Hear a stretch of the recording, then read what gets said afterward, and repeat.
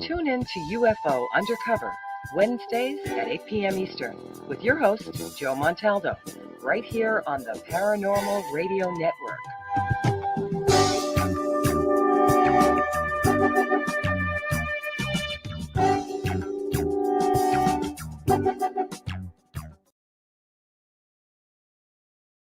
I had enough. Well, you drove out there into the middle of nowhere and had some sort of loud verbal display challenging ET in general out in the middle of nowhere? That's what I was doing. I actually had a pistol in my hand at the time. I was really ticked off. When I was having this fit, I was waving the gun in the air, okay, and I had this fit. And at this moment, I said, okay.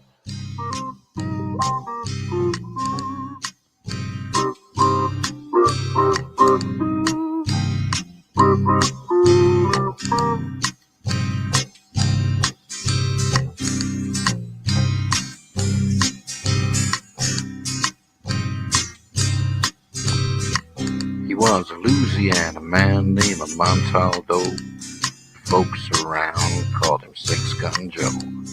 Worked with ICAR, don't you know? Investigating UFOs. Out for a drive with a gal one night, they stopped to check out the reporting site. When an alien lit right there on the ground, he commenced to throwing his weight around. Now, old Six Gun didn't take too kindly to that kind of thing, especially without Vaseline or anything like that, Seriously. Well, Six Gun looked that critter right in the eye and said, "Any last wish before you die?" Yo, reached for his gun, quick as a twitch, and said, "Fill your claw, you son of a bitch." Now a legend spread across the land about this pistol-waving man. But if you're from space or from Earth below, you don't give no lip to Six Gun Joe.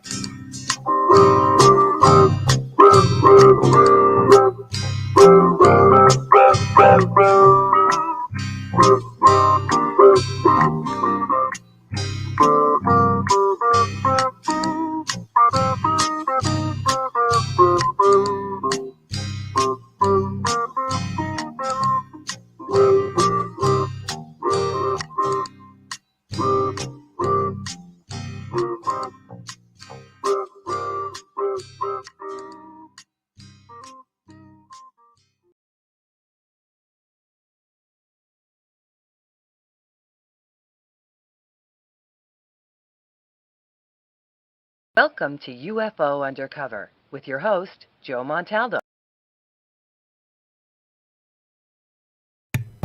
Wow, I haven't heard them in that order in a long time. Hello, everyone. I hope everyone's having a great morning, great afternoon, great evening, wherever you are on our big, beautiful blue planet.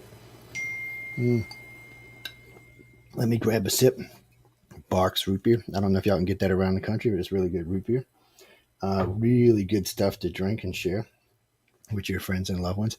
For anybody writes me, no, I'm not wearing a tie tonight. It's hot in the studio. I got to bring in a new unit, so that's as best as y'all getting. We're going to have a special guest on tonight, Trish Mo. She is one of the hosts on the network. She hosts with Chasing Prophecy with Ginny and Jason and Sean. So you can catch them there every Tuesday. They are, 8 to 10 p.m. They follow Discovery Paranormal with Michael Angley. And, of course, Sean Kelly wraps up the night with Into the Night. He wraps it up for the evening after Chasing Prophecy. So, but you can catch her there. And then she hosts her own show on Mondays called The Missing Piece. Very interesting. She's been having some interesting shows, I got to say. It's a new show. It's only been around now. I think it's 4 episodes in now, 4 or 5. I think it's 4. I think this will be the 5th one coming up this week. So be sure to check in. She does some with herself, some with guests. It's a mix. So come by and check out and see what you think about it. She'll be joining us in a little while. I know she's getting on away from work, so it's a little early around the country. It's 6 o'clock my time, which is Central Time, which is early. And, of course, for our California people, it's only 4 o'clock in the afternoon. East Coast a little bit later. It's 7 o'clock. So for y'all out there on the East Coast, nice. Welcome to the show. Thank you, Ginger. Yeah, I know it's been a while since I've been live. Well, the thing about it is, if you're an old listener, you'll know if I'm live or not because you'll know all the shows. But if you're a new listener, you won't. The audio quality is too good. We don't date the show, so you never know who's going to be on. There's a lot of good guests we've had on over the years, a lot of good guests we've had on lately.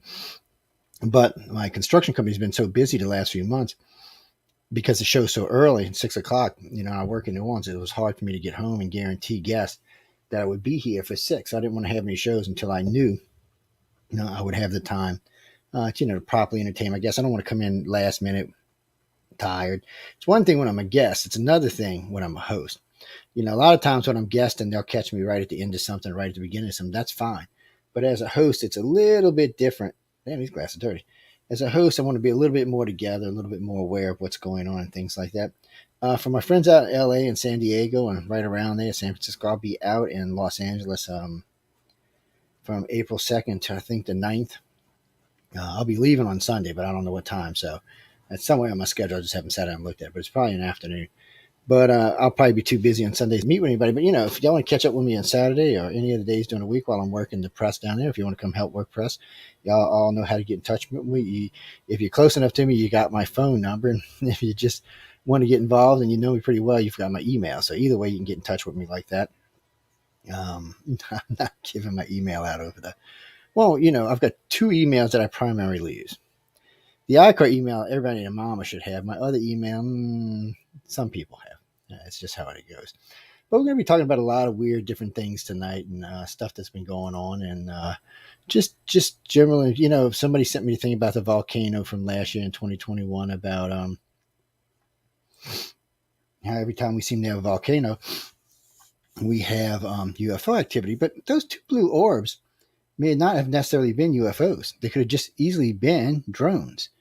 Okay, people, we have high temperature drones now. They can get very close to volcanoes. Much not like the old days where, the damn things would fall out the sky and melt. It's a whole different realm now. So you've got to be more careful today than you did, say, 20 or 30 years ago. Drones make up a lot of UFOs today. I get a lot of calls and a lot of people send me pictures that are drones. And drones make good UFOs. Matter of fact, there's a lot of people out there that have built UFOs around drones so that they look authentic. But they're really not. So be really careful when you just assume something's alien. UFO just means unidentified flying object. So when it comes down to that, there's a lot of things out there that's hard to identify, just like these 2 orbs. But just because they're blue orbs don't mean they're alien. Just because they're hanging out around a volcano also don't mean they're alien. Now, if they were flying down into the volcano and coming back out, that would be a whole different thing. We don't have anything right now that does that. At least nothing I know of. I'm not going to rule it out, but at least nothing I know of right now can fly down into molten lava volcano and then fly back out intact and go on about its business. So, yeah, if you see something doing like that, it's more than likely an extraterrestrial. What do you mean a Russian? Russian, what a dumbass. Yeah, I know. How come we're not seeing more UFOs? In the old days, UFOs used to flock around. UFOs used to seem to see them anymore like we used to. It doesn't seem to be the same thing anymore. I don't know why. I'm not privy to that information, but I really don't know why the aliens in this case really, really didn't want to be involved. They don't seem to be any UFOs being sighted in the Ukraine, and there's a lot of stuff going on. Come on, there's a lot of media there, and it's not just the media there. There's a lot of people over there with running drones and running cameras. We just know one of the Fox crews got killed. And the journalist himself is in critical condition. So, there's a lot being going over there. And we see daily broadcasts from there from all sorts of people. So it's not like they can't get a signal out. So what is it? All of a sudden, maybe our technology's gotten more sophisticated and the UFOs are scared. I don't think that's what it is. I really don't. I have no idea why myself we're not seeing them. I really am. It really does bother me because it is something that we tend to see a lot of. We tend to see a lot of UFOs flying around war sites, but not so much. World War II, that's all we ever heard of was the Foo Fighters were everywhere. They were being seen everywhere. But for some reason or another, no one could ever figure out what they were. And still look. So the World War ended in 1945, so that's what, 55, 75, 77 years later, and still no one knows what they were. So we're well beyond the point of where it could have been released if it was a security thing or something that the Americans had come up with. But with the exception of drones, there really isn't anything today that can repeat what those things did in World War II. And even the drones can't really repeat that. We don't have drones that can fly way over Mach, Mach 10, Mach 15, and do loop-to-loops around aircraft. We just don't have that yet. We got drones that can get up close to aircraft, probably even fly loop-to-loops around them. But we don't have anything like that yet. You mean drone fighters? We probably have drone fighters. I wouldn't rule that out. We have drone everything these days. Well, it's easier to fight a war when nobody dies, at least on our side. But still, why haven't we seen? I haven't even seen or heard of a bunch of UFOs over Europe. It seems like, and you're not getting much out of Russia right now, so I don't know what kind of information you're getting out of Russia right now, but it doesn't seem like there's any. It seems like the UFO activity in Europe has gone down since the war started, and it doesn't seem to be many aliens interested in the Ukraine or Russia, I should say. So, but come to think about it, if you go all the way back to Desert Storm, when Storm and Norman was running the Iraqi war, there was quite a few UFOs reported, at least a dozen or more, just in the first 3 or 4 months of the war. After that, there even seemed to be more as it went along. Maybe that was new projects. Maybe it was new types of drones we were trying that we use nowadays. You see, that's what I'm saying. You can't rule out things like that just because we can't explain them. I mean, there's a lot of weird stuff goes on in our skies, a lot of weird stuff going on, but there doesn't seem to be that much. Maybe that's what it is. Maybe since all the Ukrainians are armed with these, these mobile rocket launches, maybe the UFO scared they're going to get shot at. But still, even that, I don't think would worry them. I mean, really, something like that, I would think they could take down or knock down out of the sky, or the UFO itself could knock it down. I just don't see that being a great worry for an extraterrestrial craft. Again, I could be wrong. Unless it's some back-asswards aircraft we've never heard of, I just don't see them being worried about the Ukrainian weapons or the Russian weapons for that matter. They sure weren't worried about any of the weapons in Desert Storm, and those are probably more advanced than what's being used right now. So you kind of got to wonder, what's the give? What's the trick? Why haven't we seen anything? Why have we not seen anything? It would be a better question. Hold on, guys. Hold on. I can't. If you come in the UFO chat room, or if you come in the chat room for the YouTube or Facebook, I can see you in here. When y'all are hitting me up on LinkedIn, I forgot about that, by the way. Ladies and gentlemen, I just reopened my LinkedIn page today, so I apologize for anyone I have ignored or not talked to. I haven't touched it in about 4 or 5 months. I've been really busy. So I actually couldn't even remember the code, so I had to get a new code to it. But I opened it up. Eventually, we're going to make it part of this StreamYard group so that it can be broadcasted on. Matter of fact, I'm going to have to get with Laura Lee and ask her how the hell she does it, because I have not a clue how you get to stream on LinkedIn. But we'd like to get it started streaming on LinkedIn and use it as well. But anyway, I just got LinkedIn back open, so you can message me there on LinkedIn as well. But let's try to stick to either the chat rooms or Messenger. How's that? Facebook Messenger. Well, Facebook and Instagram is the same damn messenger. At least for me, it is. Even my phone goes there. Mm-hmm. Kimberly, to answer your question, I'll be working press at the Writers of the Future Awards in Los Angeles for the week. Well, I'm putting up the stuff from last year. You can go see it. It's on uprnradio.com. I've got about 12 of the interviews up. I got about 12 more of the interviews I'm going to post up in the next coming days. Hey, Zoe. But I'm going to post some more of those interviews. Now, these are all interviews with people who may be famous in the future. I say maybe because there was 24 writers and 24 artists that had all won. Well, they weren't all there, but most of them were. That had all won awards in 20 and 21. So I got to interview quite a few of them. A lot of these stories are really good. A lot of these people are definitely future sci-fi writers and future artists and sci-fi and other things for that matter. Digital art and stuff like that. So you'll probably see a lot of their work in the future. And to me, it's nice. First off, I get to meet these people who may be famous writers in the future. At least, some of them will make it. Some of them will definitely get stuff published in writing and authors, but a lot of them may get stuff published in the television or the video world or the TV world. And remember, TV is different now. when you were just going for the networks, it was hard to get a series going. But now, come on, we have the internet screwed regular. I don't even have cable TV anymore. I got rid of it. I got more television stations than cable could ever offer. I mean, I got everything cable. I have everything I had on cable. I have either through Vizio or Roku, plus another 4,000 or 5,000 on top of it. It's ridiculous the amount of TV they have. And then the paid stuff I have. I mean, I have HBO and Cinema. Well, it's HBO and Showtime and Disney Plus and Hulu and Netflix and Prime. And still that only comes up to about $60 compared to the $400 cable bill I used to have. Yeah, and that's not even including the internet, which was internet's a little expensive, but for here it's because it's for the station. But still, it's crazy. Christopher, no, that's where I'll be. I'll be there all week. Y'all can stop by and see me. I'm pretty sure they're going to do it at the Roosevelt Hotel. That's where they usually do it. If it changes, I'll post it. But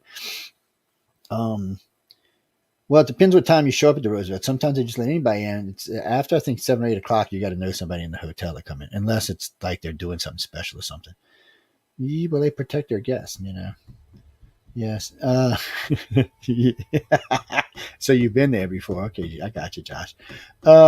Yeah, you're right. It's not cheap.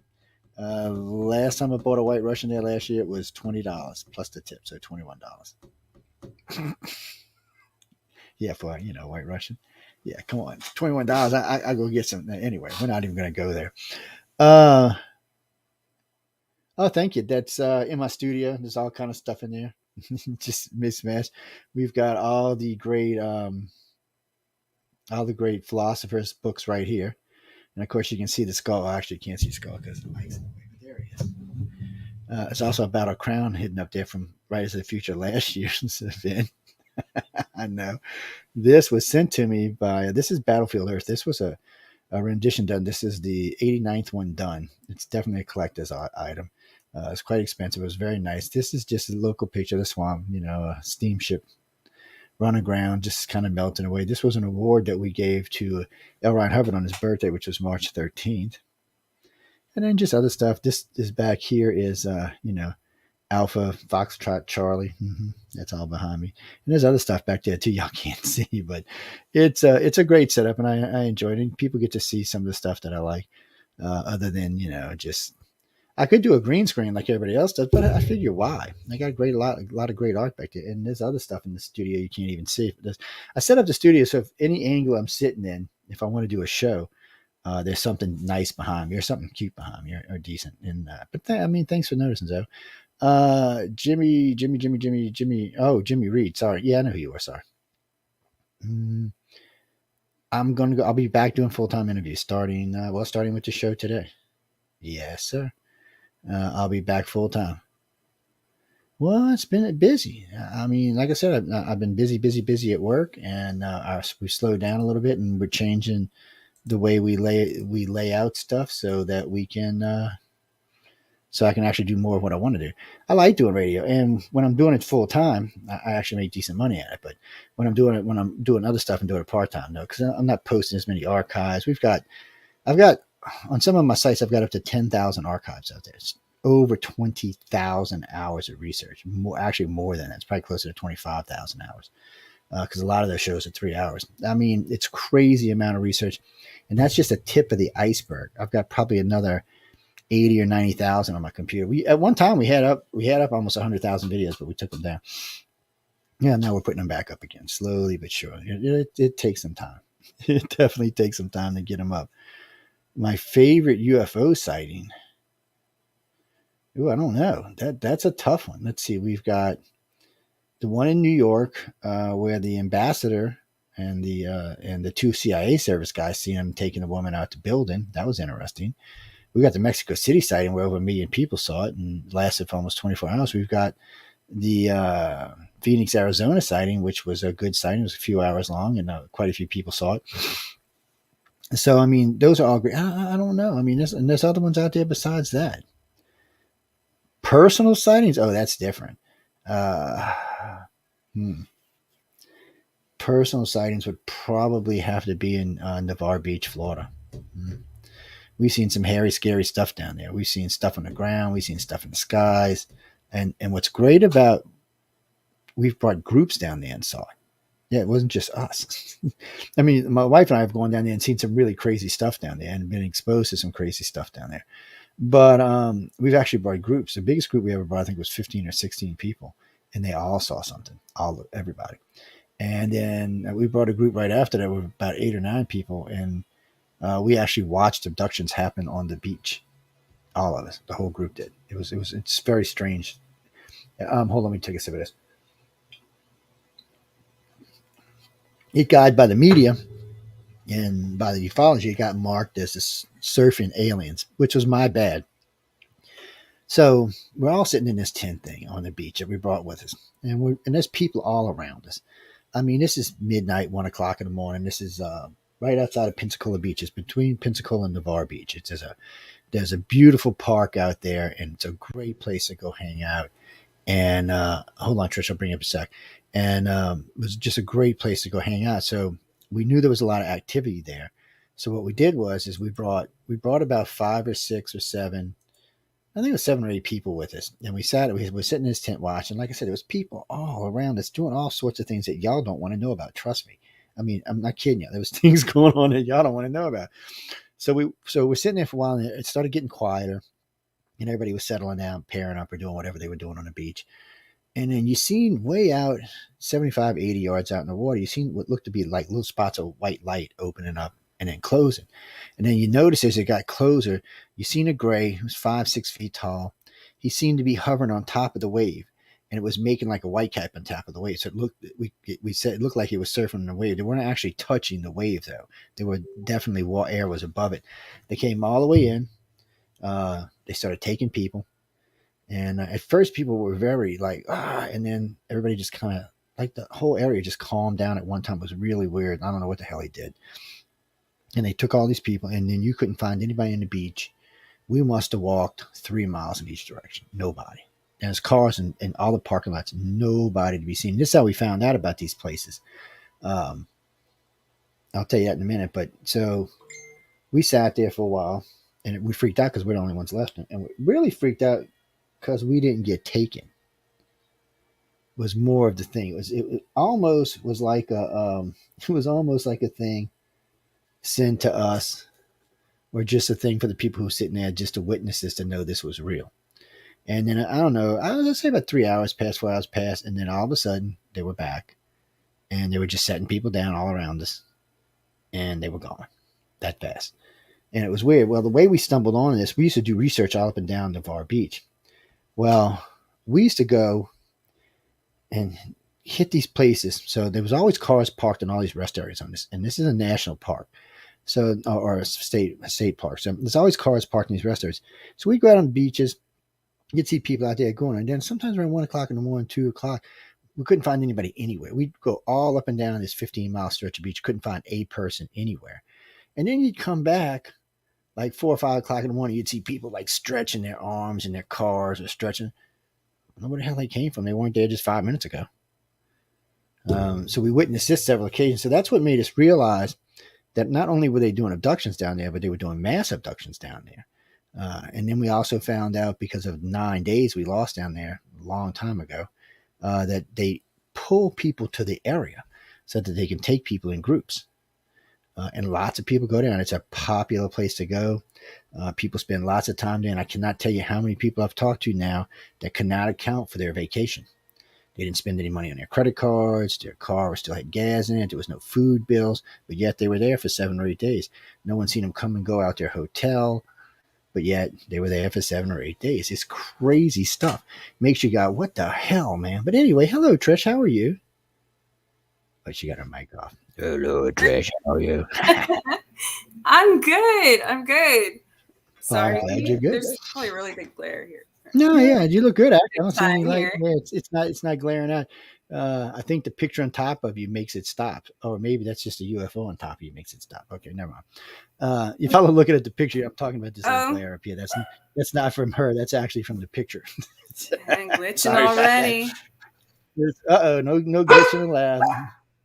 Hey, I hear one of my puppies over there. Oh, my It's puppy. Yeah. he's the warning. He's saying the gray is here. it's the automatic gray warning, people. Mm. Sooner or later, mine say, "Oh, that's right. They can't hear. My speakers are off." See, mine would have heard that would have been a quartet going after that. They'd have been singing to each other. They would have definitely been swinging. Sorry. Oh, that's okay. Don't worry about that. Mine do it all the time. My two that passed, Charlie, he thought he was supposed to be on the radio. He'd come get up here and stand up, put his chest out, howl at the radio and shit. I'm like, "What are you doing, dog?" And Max, he'd just come get up and lay on top of the keyboard like a cat and said, "I'm here. I'm here for comes the on TV." a lot, especially when it was interesting last night on Chasing Prophecy. It's interesting because Thor is a Bengal, so he's from Egypt. You know, they were crossbred from Egypt originally, and we were talking about the Egyptian history. So that's one of the few that he's ever came and sat on my lap. He's like, "Hey, you're talking about my ancestors. Let's Yep. have a chit chat here." Yeah, well, dogs are weird and they're very perceptive. They're really good with moods. At least most dogs. I can't speak for all dogs, but most of the ones I've ever seen are very perceptive of their owners. Mine always know what kind of mood I'm in, so they're either on my ass or staying away from me, whichever comes first. They're supposed to know about the radio. They're learning about the radio. Let's put it that way.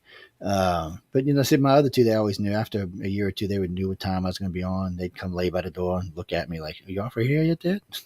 Can we bark?"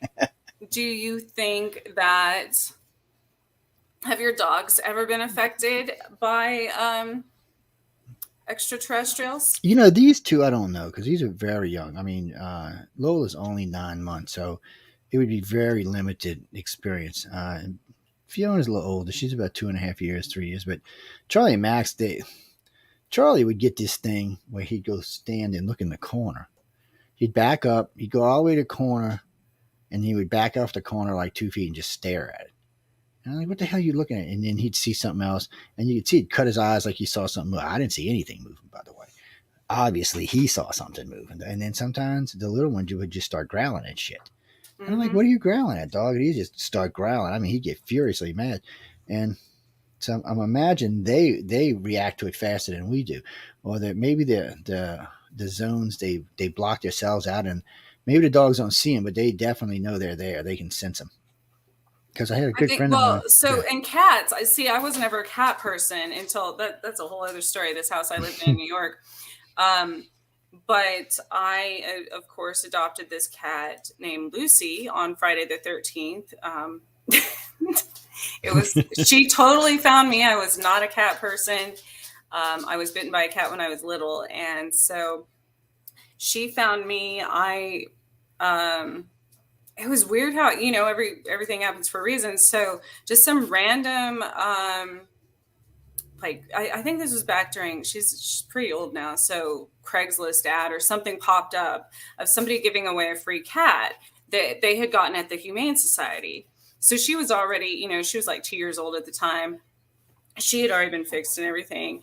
And when I rescued her and she came home with me to that house, which was incredibly haunted and everything else. First of all, she hissed at me for forever, and she hid for the first 2 weeks. But after that, she was the best. She became like the John Wick cat, man. She's the sweetest girl, but she's like a secret ninja. I tell you, I'm telling you, my Himalayan was like that. He was vicious. Because they see in they have ultraviolet lens. They see in different color refraction. So when it comes to spirits and aliens and things like this that are in other dimensions that the human eye can't see, cats can see that.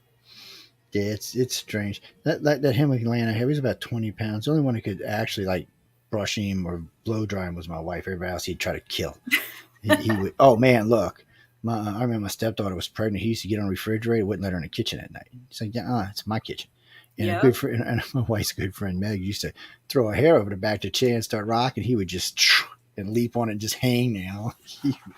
cat was insane. He was insane. He's a big cat, though. He's insane, but he was very sensitive to a lot of things. But there was always so much noise in that house, though. No telling what was bothering or wasn't bothering. And that place, we were in Fat City at the time, which was party central of the suburbs of New Orleans. So there was a lot always going on. And then he didn't like being outside. He's a big old cat. He got outside one day. Somebody slipped out the door somehow. I come back home like 5 hours later. He's by the door. He didn't even go anywhere. He's like, this is my house. This is where I want to live. Other cats I had, they're out of here. My son's cat, it likes being outside. He's like, I'm out of here. I don't want to be with by you stupid humans. He's like, let me get away from here. But most animals I find are sensitive to things like that. As a friend of ours used to tell me all the time, they used to take a dog. I said, why do you take your dog? But then I realized if you get taken when you're on a trip or in your car or somewhere that you're not at your house, I guess they have to take your dog. Because if something happens to your dog, you're not going to forget it. It'll stay in the back of your head, or any animal for that matter. So for the most part, I would imagine what they do is probably knock them out. Somewhere along the line, they must, because any especially a big dog, it sees something happen to its human, it's going to lose its mind. It's going to be like, excuse me, great. That happened when I was driving once with my dog. Actually, I had all my animals with me, and something started communicating with me, telepathically, and here's all 3 of my animals in the back start growling and going crazy. Yeah, they're very sensitive. Yeah, and I'm like, and then all of a sudden they're all passed out asleep in my back seat. And whatever did that, I was like, great.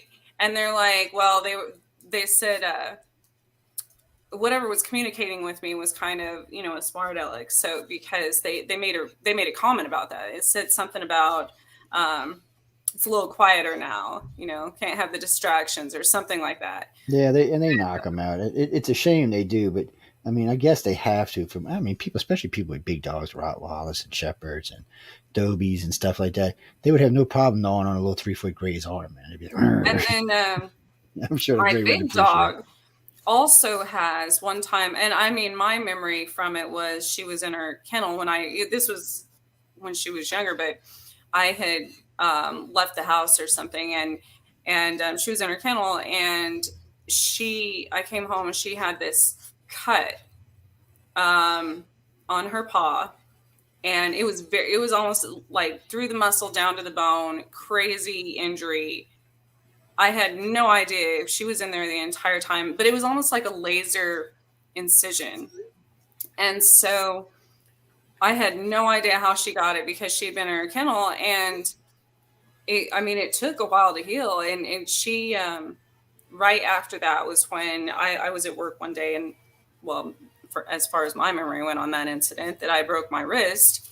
And when I got x-rays is when an implant in the same hand that it showed up on in an x-ray also was the same leg that was my dog's. That's weird. So I was like, did they put an implant in her too? You never know about that. But you got to watch implants. Usually if it's an implant, and they might have, because government likes to do implants. Right. And that would have been, the dog, they wouldn't have healed it. That's why they would just put an implant in there and said, hey. Right. And, I try to explain this to contactees and abductees all the time. I said, when you have a mark and it's not a completely healed mark, odds are it's from the government. It's not from ET. Because ET don't even have to leave a scar. People say, what a 3-point triangles. No, ET don't have to leave that. There's no need for that. They have the ability, it's like Star Trek. They have like dermal regenerators. They can just regenerate the skin. They don't have to leave any sign of anything whatsoever. No scars, no marks, no redness, no nothing if they don't want to. Every now and then, for some reason, they leave bruises on people's arms. And you can tell a difference between if it's like somebody in the military or if it's, especially the Greys. Greys, when they grab somebody, the bruise is like about this long and about this narrow. It's not like, see, if I grab somebody, they're going to be kind of round, they're going to be ground about this big around, and I got pretty big hands. And so if I grabbed you like this, it would leave those marks of my fingertips on there. The Gray's fingertip is like this long. It's different. Their fingers are longer than ours. They're first off, you're missing. I think they're missing this. You can't tell because their hands are together, but they're missing one of the fingers that we don't have. They do have a thumb for most of them, by the way. I think it depends on the person, though, if they leave bruises, because I've it does. studied a lot on, a person that has thinner blood, any type of interdimensional, anything, travel or anything, it does something to your blood. So I think that would, some of the bruises probably don't show up until if a person bruises easily. I would assume it would be easy. Oh yeah, and you can tell with the people who bruise easy because there'll be way more bruises on them. But you got to wonder why the Greys leave them behind because they don't have to. They could just and they would be gone. I know why the government does. They don't have a choice. There's no way for them to get rid of them. They're not quite to that technological level yet. I also think, in a lot of haunted places and stuff, dealing with spirits. I'm more of a historical medium, so I try to. I don't like lowering my vibration for the demonic type entities and stuff as much because that's draining to a medium. So, but a lot of those places that are haunted and stuff, these things that are mimicking demons or things like that, a lot of times I think those are greys because every time you always see this small almost like a 3-fingered scratch is like a trademark of these sites that have, and I always think and Greys do have they don't have fingernails and they're not exactly claws, but they do have, I guess it's like a ridge that comes out at the tip, and only on 3 of them too. Yeah, it's these 3 right here, and there's a ridge. And it's always that signature 3-fingered scratch on these people. And if they can get you, if they grab you like this and you pull, it's going to leave a scratch. Again, though, they don't have to, so you got to wonder why they do that. I think a lot of times they leave the marks and stuff like that so you know something happened. Because a lot of people, first thing most people do in a plan is instantly try to do away with whatever the experience is. Try to talk it away. Oh no, that's not what happened. This, that, or the other thing. They try to make it rational when there's no rational explanation for it. But they still, because people are weird and they don't want to think that weird things are happening to them, so they try to explain it away. But I think just like UFOs, I think that's what UFOs are actually for, or sightings, I should say, or more for letting people know, hey, look, we're here. We just took you. We just put you back. We just wanted you to remember something happened to your dumbass. Because again, humans are going to try to say, oh, it was a fraction of light. It was Venus. It was this. And sometimes it is actually that. But in a lot of cases, it's not. A lot of cases, you just got taken or you just got put back. And, they want you to remember because for some reason you showed an interest when you were on board the ship. But when you got off, instantly your brain went back in panic mode and tried to start explaining it away. So, and this is something we learned a long time ago. ET will not let you remember more than you can handle. So when a lot of people just are BSing to start off with, like then people last night were bothering me. I had to leave or I was going to get in trouble. Jenny was going to hurt me. she was going to, there was some stuff in there and there was some stuff in there I know they got from me, which bothered me even worse. But still, they were going just in some directions. I was like, okay, maybe we should move on. I think that, like, especially with stuff like that, I wonder if it's easier for people, you always say people who are interested in like all the sci-fi movies and comic books and things like that are more drawn to or are more, do you think people like that are more I wouldn't say prone to because that's not how abductees no, but you got a good point. I know what you're saying and you got a good point. So something we learned, and this is up on one of our websites. I think it's an iCar website. So we figured something out strange. This goes back to what you were just talking about. So people who are drawn to things like the paranormal, ghosts, demons, or people who are drawn to dragons and just mystical stuff in gym, or even some of the darker arts, or even some of the whiter arts, tend to be contactees, or I should say abductees, because they don't realize it. But the reason why is, so this is like a stage for everybody who's a contactee. So they start out, they get taken. The first thing they do is they're either in God or they look at God. Explanation's not enough. So some of them will go into the darker arts, and that's a little too scary for them. So they'll switch over to the lighter arts, and that helps people contact these, because when you're a witch or whatever you want to call it, different people call themselves, this is, you use things to help you get things done, whether it's an amulet, a spell, something designed in here. Well, abductees don't actually need that. The abilities are all built into us. We can use them without anything, but the problem is we weren't taught that as a child. So we need things to help us to realize we have these abilities, and things like spells. When the first time you use a wand and something works for you, you're like, whoa, shit. Well, you don't actually need the wand, but still, it helps you to do it. So use it. It's like tarot cards. I designed a really advanced tarot card. A couple of us did. It's really one of these. I'll make it public for everybody. And I realized about 8 years into reading, maybe 10 years into reading, that I didn't need the cards anymore.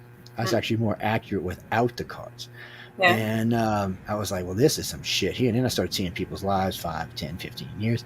And it was really weird the way it happened. I'd be talking to an individual, and all of a sudden I just get like the whole thing of their life. And I can't tell you if it's a visual or audio. It's just there is all I can say. It's just in my damn head. So when it gets in my head, I just tell them whatever it is. And so far, it's been very, very, very, very, very accurate.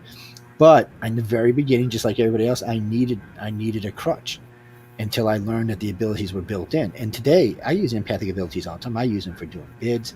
I use them for getting jobs. I use them for doing radio stuff. I use it for all sorts of stuff because now I understand that I have it and how it works. And it does save my ass on many. It actually gets me more money a lot of times than I would normally get because I can feel how far I can push an individual. So if I'm talking to someone and I'm talking prices and we're just throwing prices around, and all of a sudden I get this, oh my God, back to me, then I know, okay, we've gone beyond what the customer can handle. So then I can back myself up to right at the edge to where they're handling and where I'm happy. It works out real well, people. And it's one of the nice things about having empathic abilities. And we don't consider anyone an alien abductee or a contactee if they're not at least empathic. We expect them to be empathic and telepathic. Most when I say telepathic, though, most of the people I know can't control it in any shape, form, or fashion. But hey, it works. Sometimes they get angry and they'll send something out, or they're happy and they'll send something out, or they'll feel something. And but that also helps you if you pay attention, and you feel that and you know what happens. You can do it. So it's one of the reasons I don't pick on people who are into magic, because I was there at one time. I mean, I studied with Crowley's grandson, and my wife studied with Gavin and Yvonne. We were some pretty heavy hitters, but. I think as far as, what started happening with me, as far as the pagan side of it and why I went that route is because it's a good route to go, learn. It came to me naturally, but all of these, I got Lyme disease and I was really sick, and I was dying. And so in that situation, working with other elements, plants and water and things like that absolutely helped me, because I, at that time, absolutely didn't have the strength myself without the outside help of other elements, to do it myself. And so all of these different, gods and goddesses and all kinds of things, even plants and what they were used for, that I had never heard of in my entire life, that I had never studied, that I had never, started coming into my life. And so that was interesting to me. It wasn't about spell work or anything else. Now, I 100% believe in those instances when to raise your vibration, or if you're sick or things like that, all spells are an affirmation, basically.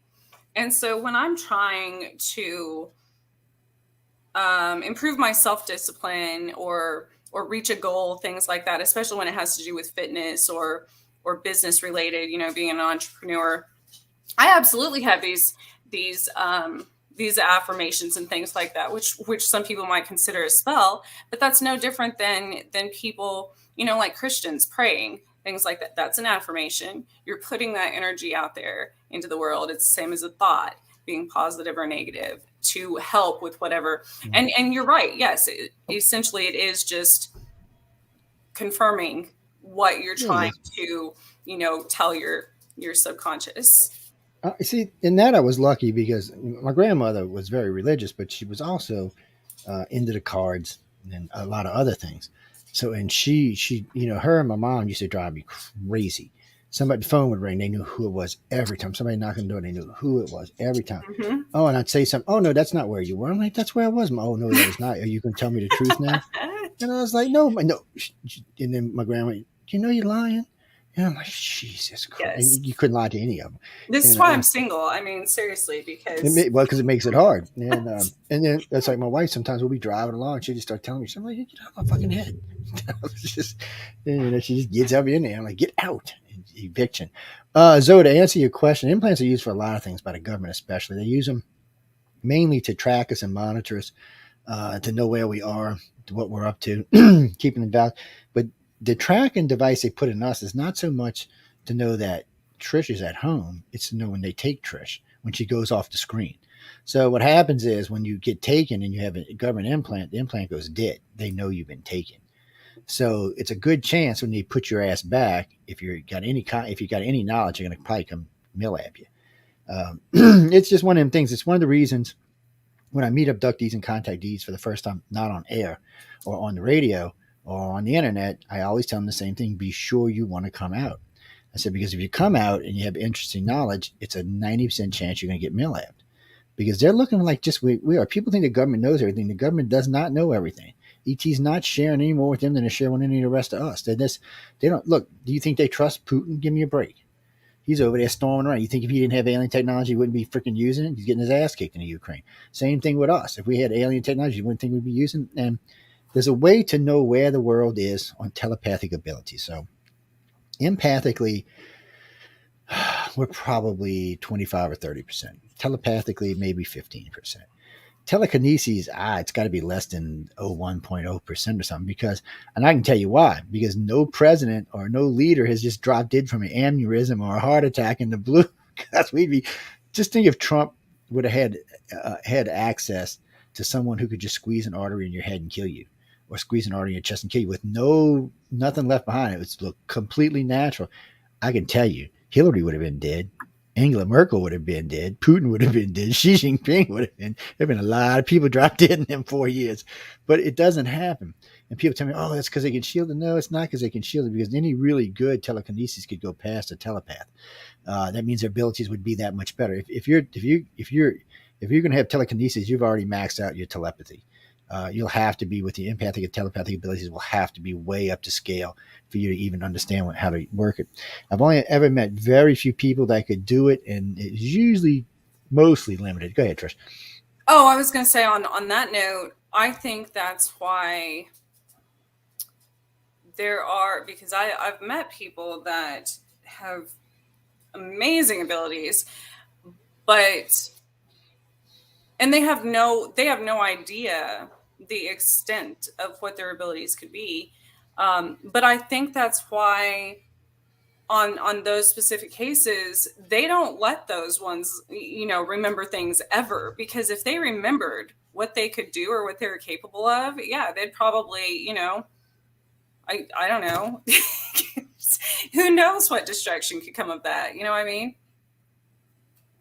Not even intentionally.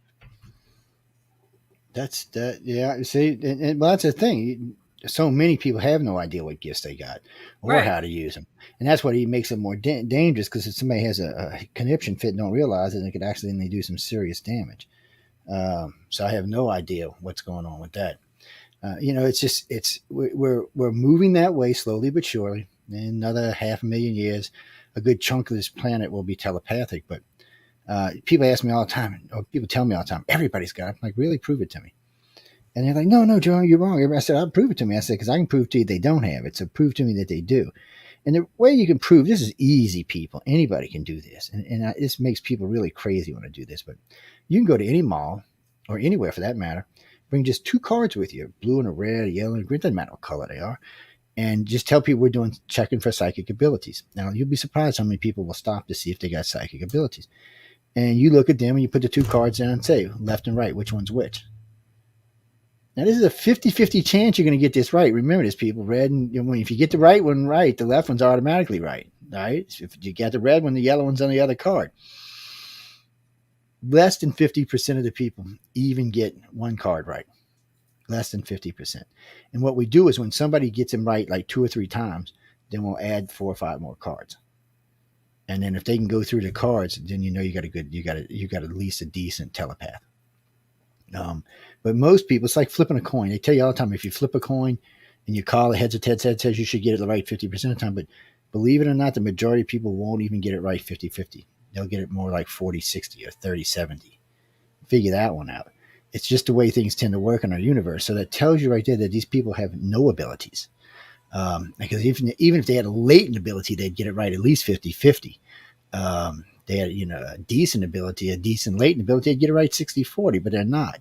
And it's rare, but we find probably 1 in every 1,000, 1,500 people have any reasonable ability worth talking about.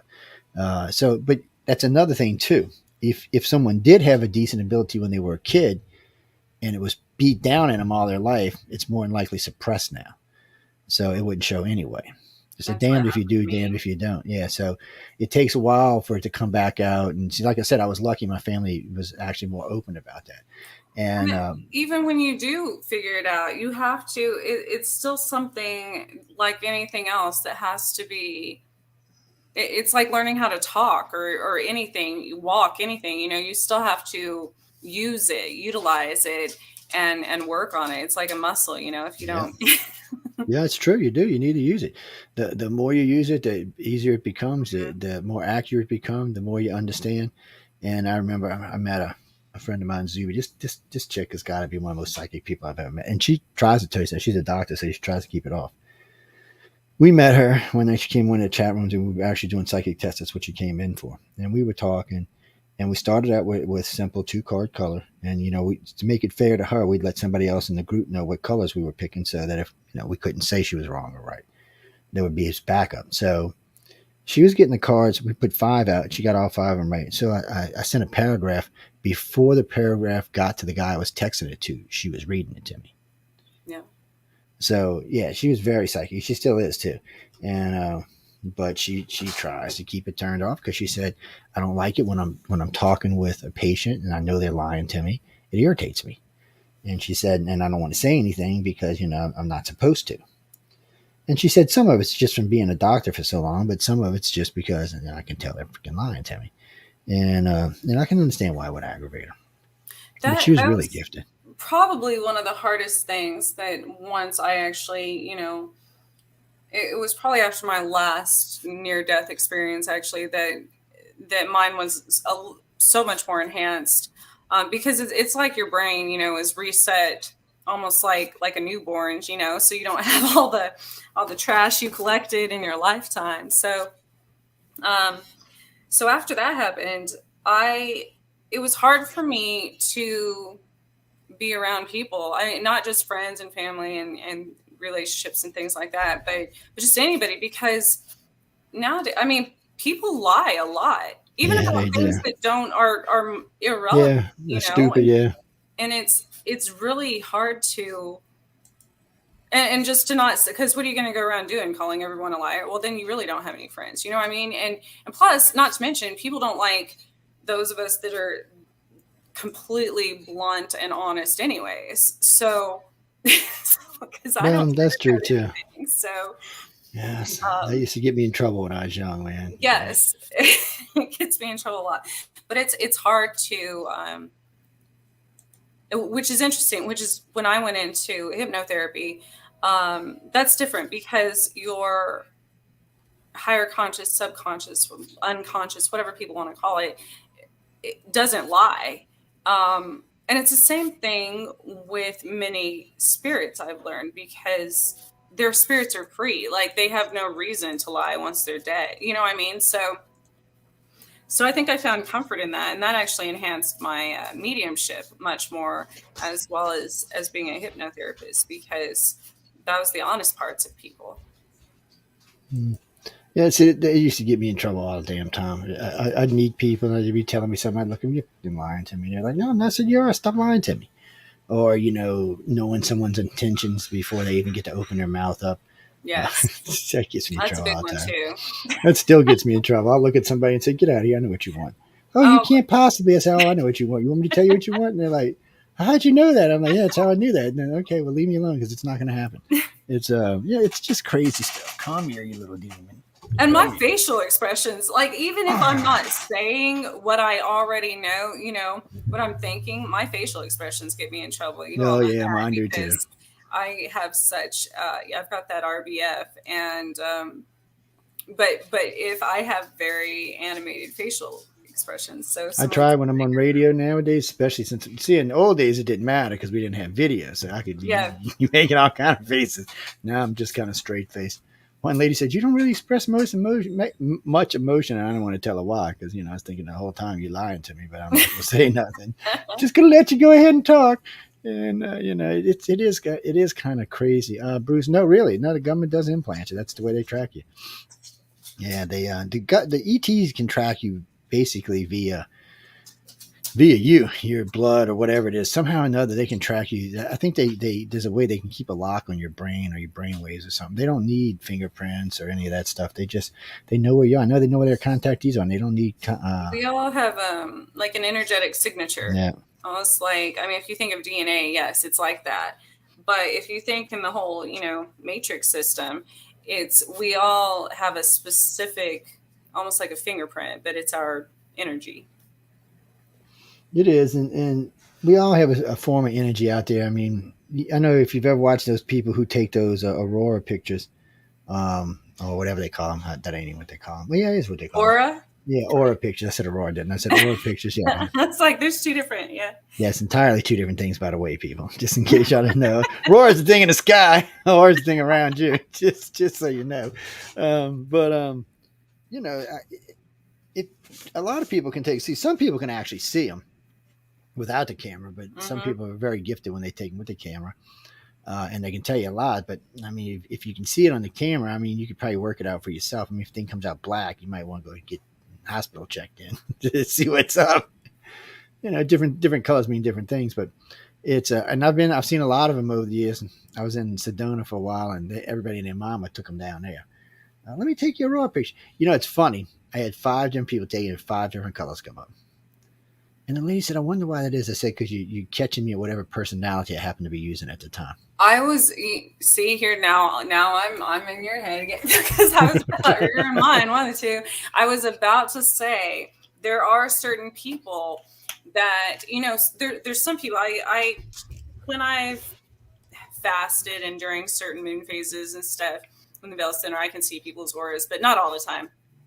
But it's interesting because some people have the same color all the time, and that rarely fluctuates unless, something drastic changes in their lives. But then you see these people with like a rainbow type. I don't know how to explain it. Like it changes like a chameleon. Yeah. Which is really interesting. And especially if someone can manipulate that, because your aura has to do obviously with your chakras, and your chakras are the energetic, have to do with everything, the way your body operates, all of your organs and everything. So it's interesting if a person is able to control that and manipulate it to benefit them and their health in a way, and to adjust depending on the energy they're around, is fascinating. It's very hard to do. It is. It's a very strange thing to do, and it's hard to do. It's because a lot of people don't realize it, but their personalities tend to change when they're with other people. Uh-oh. Somebody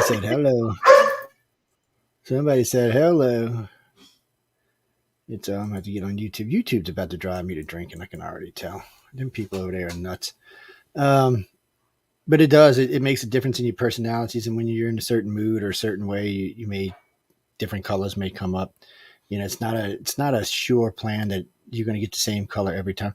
Even though a friend of mine, every time he gets his done, it's always purple. I'm like, yeah. I said he's the most mellow person I know on the planet. Purple's. He's like, oh, crown chakra. You have a lot of control over your emotions. Yeah, he's he likes being purple too. I'm like, yeah, I bet you do. Hey Jay, what's up, babe? It's but it is weird how people change personalities and change colors. And I got one friend of mine. He picks on me all the time. I pick on him all the time, really. His wife's got like 40 of them. I'm like, dude, who's which one's there today? I'm not coming over. Such and such is there. He's like, oh man. But it's and it happens to everybody. It's male and female. It's not just a girl thing or a guy thing. It just happens. Ginger, wait, what? You mean the different colors? Actually, there's a guide on the internet for that tells you what aura colors are what. I mean, you can go by what you think about it. But still, there's a guide that'll basically give you a breakdown of it. And you can actually, I've taught a lot of people to do it themselves. If you actually, you have to, you can start just, holding your hand out or something, but it has to be against something like a solid color that's not in the aura realm. So like, well, white's not really good, but like a gray or something. And there's ways you can focus and see your own aura. It's yeah, I guess you could. Well, somebody said you can see them when you look in a mirror sometimes a certain way, or a certain type of Oh piece no, of crystal I you don't can trust see. mirrors. I don't either, because mirrors reflect a lot of things. A Uh-uh. lot of things get up in mirrors, so we just leave them alone. Man, I tell people this all the time. I'm like, of all the things, even like paranormal investigators and stuff I meet all the time, it's funny to me that they don't think about this, because I'm like, oh yeah, I will not look in a public mirror, like in a public restroom or something. Oh no. I mean, eyes are the windows to the soul. So like, I'm not. And it's a good friend of mine. He still does it. He considers himself a warlock, but he I was just going to say, yes, warlocks, they can leave energy on those things too. Well, what he does is anytime he gets a new mirror in his house, or when his old lady buys a new one, or whoever gets one, he goes and scratches the corner of the stuff off the back of it, so it's translucent, so it has whatever's in it has a way of escaping. Yeah. Besides going into you, it has another way out. I was like, well, that's interesting. I guess you could do that.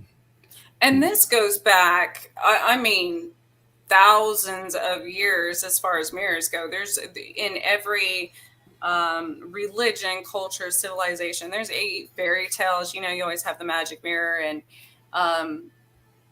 even people from 1800s that used to cover the mirrors during the plagues and stuff, if someone in the room was sick because they didn't want their soul getting trapped. There's reasons. There's a basis behind all of these stories. There's always some truth. Yeah, there's always some truth to a lot of those stories. Well, it's like the guy who always talks about using an unbaptized baby boy's fat to learn how to fly. Guys, you can buy a drone for that now. You don't have to kill anybody. Just in case you didn't know. Yeah, it's an old witches. It's an old witches. Matter of fact, one of the witch shows used it a long time ago, and then they got in trouble for it. It came out of. We found this book it was 1811. It was either 1711 or 18. It's a little red. It's about yay big, red book. It's a spell book.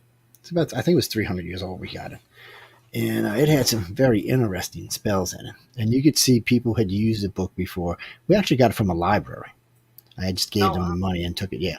And we didn't return it, so I just sent them the money for it. But you could see this book had been used and had been outlined, and people had drawn it and over it. And I'm thinking, they put a 300-year-old book where somebody could get their hands on it.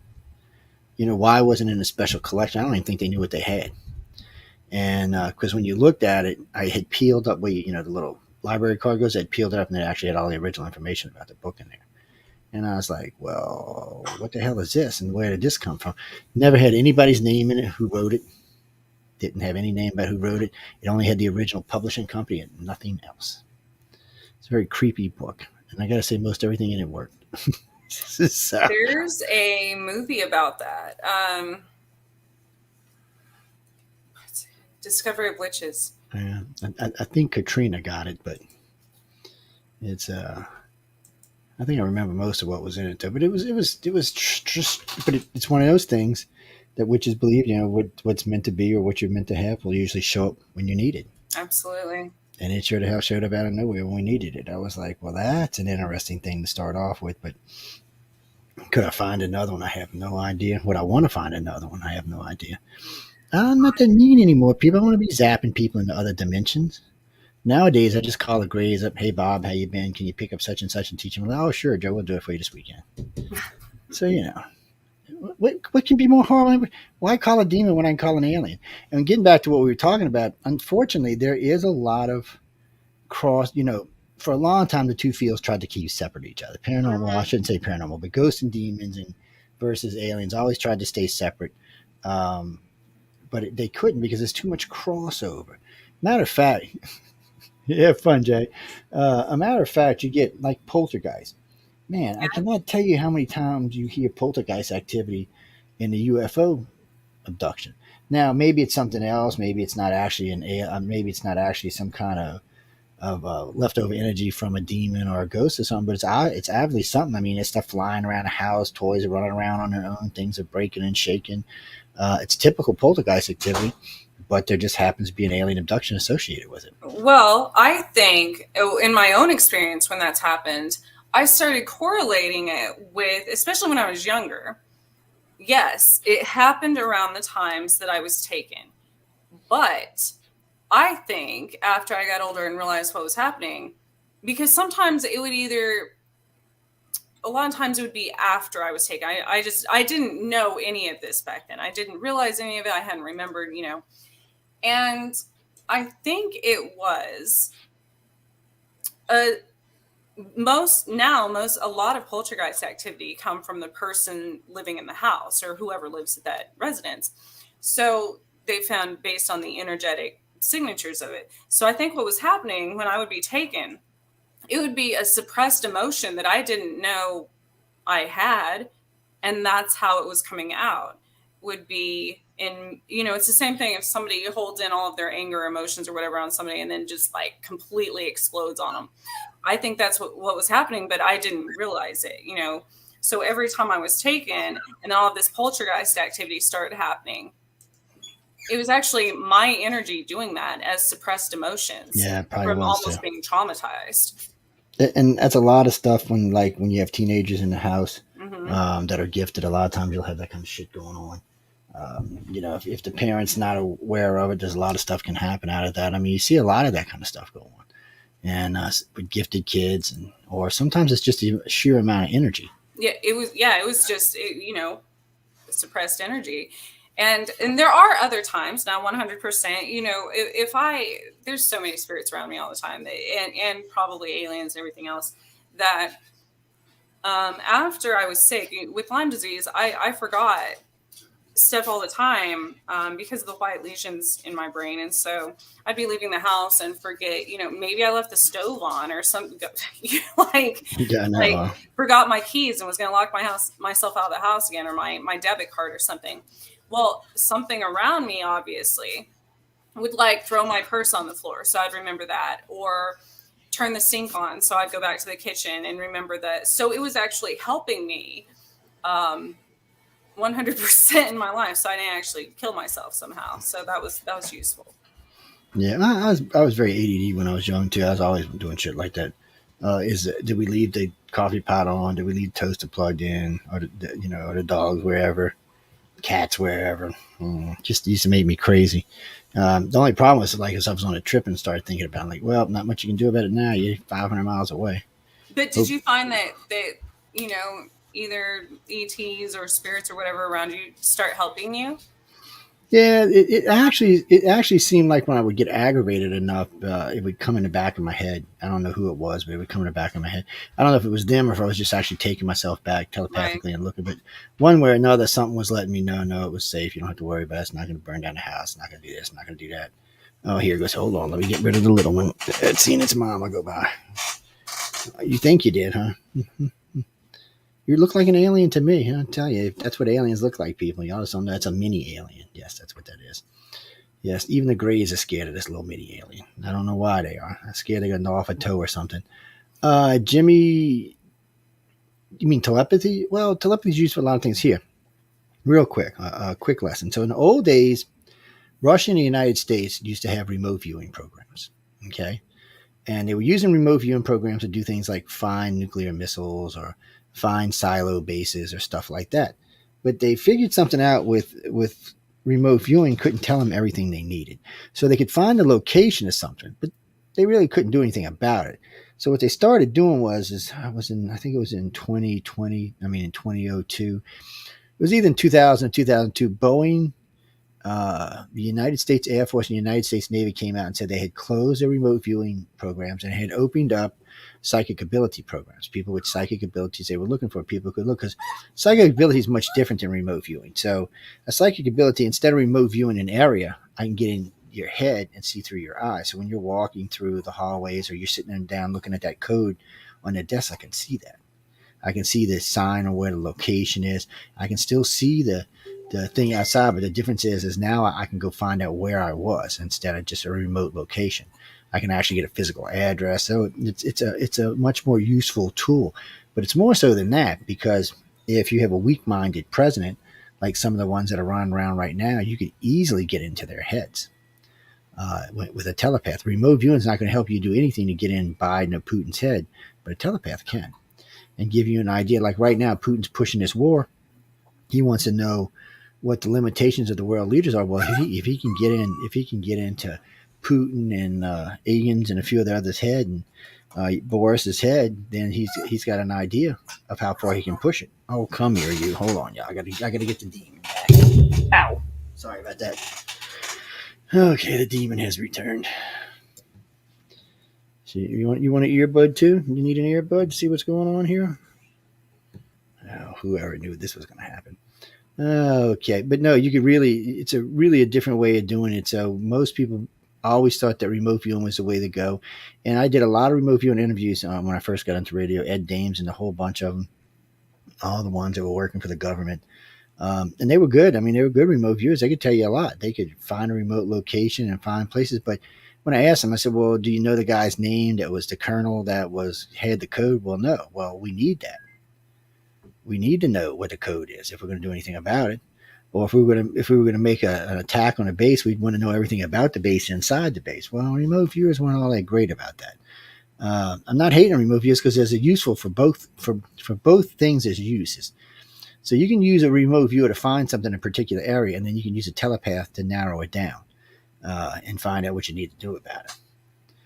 And if you had a telepath, I mean, somebody with telekinesis, you might even be able to do something about it. But we haven't quite got there yet. At least I hope not. I'd hate to think of Putin having somebody who can type in, launch codes to one of our missiles. Yes, Lola. What are you doing? You can't hardly see. I know, Carrie. You can't even. If she didn't have a green sweater on, you wouldn't even know she's there. She'd blend in with my vest. She is black, man. Most people think she's. I started, when you have passwords like you enter in the computer, and I was talking about this with somebody one time about why they have the little eyeball next to it that you can click on whether or not it encrypts your password or not. And my friend's like, well, why would they need that if it's just your private phone or computer or whatever when you're typing it in?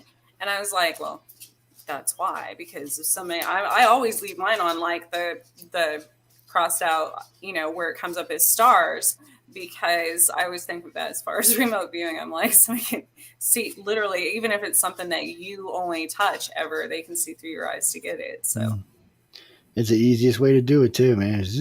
They get a lot of information like that. Government uses a lot of telepaths. They burn them out a lot too, and then that's why they're always looking for contactees, because they know contactees have telepathic abilities. Empaths are great, but they're used. You want me to tell you what the government uses empaths for? They use them for doing not regressions, but when they need to hypnotize you and make you forget something. It's called a passive hypnosis. So the empathic ability. So they do the regular hypnosis, but the empath is actually in your head, laying their feelings into your head. Makes it way easier to put somebody out and change their memories. You can leave a sense of happiness, a sense of fear, a sense I'll never go back there again. All that can be left without being a telepath, just a really good empath.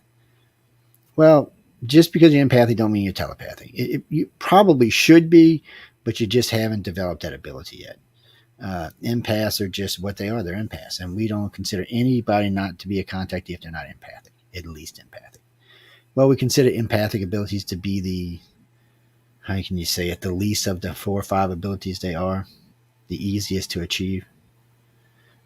They can also be, if it's not controlled, can be detrimental too. That's what I was just getting ready to say too. It's all great to be an empath, but if you don't know how to handle it, it'll drive you batshit crazy. Oh my gosh. Well, because I was giving a lecture at the X conference. It was in 2010, and we were talking about this, and they had a very telepathic group a very empathic group in audience with us. And I was talking to them about it. I said, people just don't realize this. I said, empathic abilities are great. I said, but when you walk into a room and everybody is feeling in a way, or 800 different feelings. You're picking up on all of that. Yeah. And some people are better at transmitting than receiving. I said, but if you're a receiver, when you walk in a room, you're receiving everything in that room, and it's a lot for you to deal with. And a lot of times you're experiencing emotions that are not your emotions. You're experiencing someone else's emotions. And a lot of times you can transmit your emotions to other people. So you got to be careful with that. It's, if you're dating, work, wherever it is, it's easy to transpond your emotions on someone else, or someone else's emotions on someone else, for that matter. But it depends what kind of empathy you have. Some people are both. They can transmit and receive. Some people can receive better than they transmit, and some people transmit better than they receive. But all that makes a difference in a crowded room. You're exposed. There's no telling what you're going to pick up on. Sometimes people will write to me, I don't understand why I start laughing, or I start crying, or I get mad. I said, because you're somebody else's emotions. I said, check the area in, look around to how, I don't know, because the abilities vary on how strong they are. But I said, check the area. And I said, one of the ladies I work with, she said, I kept laughing over this. It just seemed like a stupid laugh. And she said, I went downstairs and my two sons were watching some stupid ass cartoon, laughing their ass off. I said, yeah, that's what you were picking up on. I said, but you can just as much transmit. I said, you ever look at your kids sometimes, not say a word, not even change the expression in your face, and they just walk the fuck out of you, whoops, beep, walk the hell out of your room and go on with yourselves? And I said, when it's an older kid, it's different because they understand the look from mom and dad, but younger kids don't understand that yet. That's an empathic ability you just pushed in there. Or when you know your daughter or your son's in danger or having too much fun, a lot of parents can sense that. And the same as far as kids go, what's happening more and more, because kids are more, each generation is more advanced than the last. Yes. Kids now, you're seeing kids that are typically extremely happy, and then they'll go to school and all of a sudden they're suicidal or something, because they don't know how to differentiate their own feelings and emotions from something that they were absorbing from someone else. And that's not, it's very hard to teach. It's not something that it just clicks one day that, once you're old enough to understand it, but you can't teach that so much. I mean, you can, as far as spreading good. Well, you could teach it if there was enough people that actually understood it or believed in it. Yeah. It would be a good course to have online for somebody to teach you, how to learn how to control your empathic abilities. Because a lot of people have a hard time with it, and it does screw up a lot of people's lives. A good friend of mine, she's a transmitter, and she likes to transmit how she feels about people. Well, sometimes she thinks that's a reciprocated feeling when it's not. And then some people feel those feelings that are actually real, but don't know what to do with them. Right. They'll be like, well, I know that person's interested in me. I said, are you sure? And they're like, yeah, I'm absolutely positive. I said, well, and then they don't know what they want to do after that. That insecurity kicks in. Mm-hmm. It varies for a lot of people. There are some people that are just really good at using them. Some people can use them to their advantage quite well. Some can't.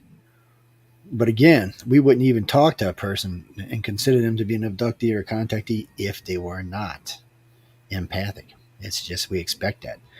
And it's not hard to tell. Empaths know each other pretty easily. It's not a big thing like us bitching just a couple of weeks ago. My empathic abilities have, just before this war started, about 2 months before this war started, my empathic abilities were just going ape shit. Not sensing stuff out, and irritates me. And right now it's the same way. It irritates me because I don't know if I'm aggravated because of something else, or I'm just picking up somebody else, and unfortunately my empathic abilities can have quite a long distance these days. So it's Jesus. And then all of a sudden I'll hear something or I'll see something, and then I realize, oh, well, that's what that was. Yeah. And I get that way too. For a while there, before I knew more how to control it, I couldn't even go to the zoo, for that matter, because I would be picking up on the animals, and if they were just their sadness and things like that. And so it started to get to where literally the entire world was breaking my heart, because there was so much, especially during the last few years, there's so much anger and sadness and there seems to be a lot. So I didn't want to be around people ever. I just wanted to be out in nature. And even then, there's certain things when it first started happening to that degree. If I could sense, a butterfly getting caught in a spider web, pretty far away from me. And, and so when things you got to learn how to turn all that stuff off. That's all got to go off. So it took me a while to tone, tone that down and be able to function in society again. Otherwise, it's very difficult. Now I don't know what triggered this lately expansion, I guess we'll call it, or lack of control might be a better way of saying it, but it's just been really weird. I don't know, and I've been picking up a lot of different people, which makes me batshit crazy. Like I said earlier, it's but in some ways it's a good thing. Some ways not so good. You know, it just I you sense certain things you don't want to sense sometimes. I've had the problem. I don't know if you've experienced this because um, I'm not always in a city. I have Kansas has tons of open space. So, Mhm. um, but it was right after the shutdown when everything started opening back up, and all of a sudden there's all these 5G towers, that miraculously went up when during the shutdown. And I would notice those because of my heart. A lot of people with heart problems have become more sensitive to the electromagnetic energy put out by those. But what I noticed was, since I do visit a lot of cemeteries, being a medium or a witch or whatever, there's always a tower by a cemetery, always. And so, to me, when it comes to people who are empathic or even psychic, medium, anything like that, it got much harder to control after all of those towers went up. And I'm like, well, that actually makes sense, because if you think of it from even electromagnetic energy standpoint, or even when people try to, invoke spirits or summon them or whatever, what these towers are doing, it's like and more satellites and things like that. It's like a constant. They're literally exercising them all the time, and so that's a whole other issue, I guess, at the moment. There's no way to shut that off because they're everywhere. Yeah, well, they're everywhere. They're down, no doubt about that. Everywhere but where I need them. My damn Apple phone's a piece of junk. Yeah, where you have 5Gs when I need y'all out here. And this phone won't roam on its own automatically. You got to move it from 4G to 5G. I'm like, you got to be kidding me, man. I said, this is $1,000 phone. It should do all that stuff on its own. I knew I should have never left Samsung, people. I knew it. What can I say? I'm going back as soon as I pay this one off. I'm going to get me a Samsung. Right. They got better cameras anyway. Well, I take a lot of damn pictures. I do. I have Jesus, at least a few thousand pictures a year every year. Well, I take stuff from work, which is always a thousand at least of pictures every year, and then we travel. Like you see, like that picture you sent me of the sun. I take lots of pictures like that. One of the ones I just posted the other day was a sunset not far from where I live. Oh, that wasn't a sunset. That was actually in the clouds. That fire looking. Yeah. That was when you were talking about one of your scariest experiences. I was like, oh, I should send this because in future, it's in the cloud. It looks like a fire in the cloud. It's not. That was a really dark cloud over my house, and just the spot over my house looked like a fireball. Yeah, I get some. Well, I wouldn't call them sunsets, but I get some. From time to time, I just get some really good shots where it just looks.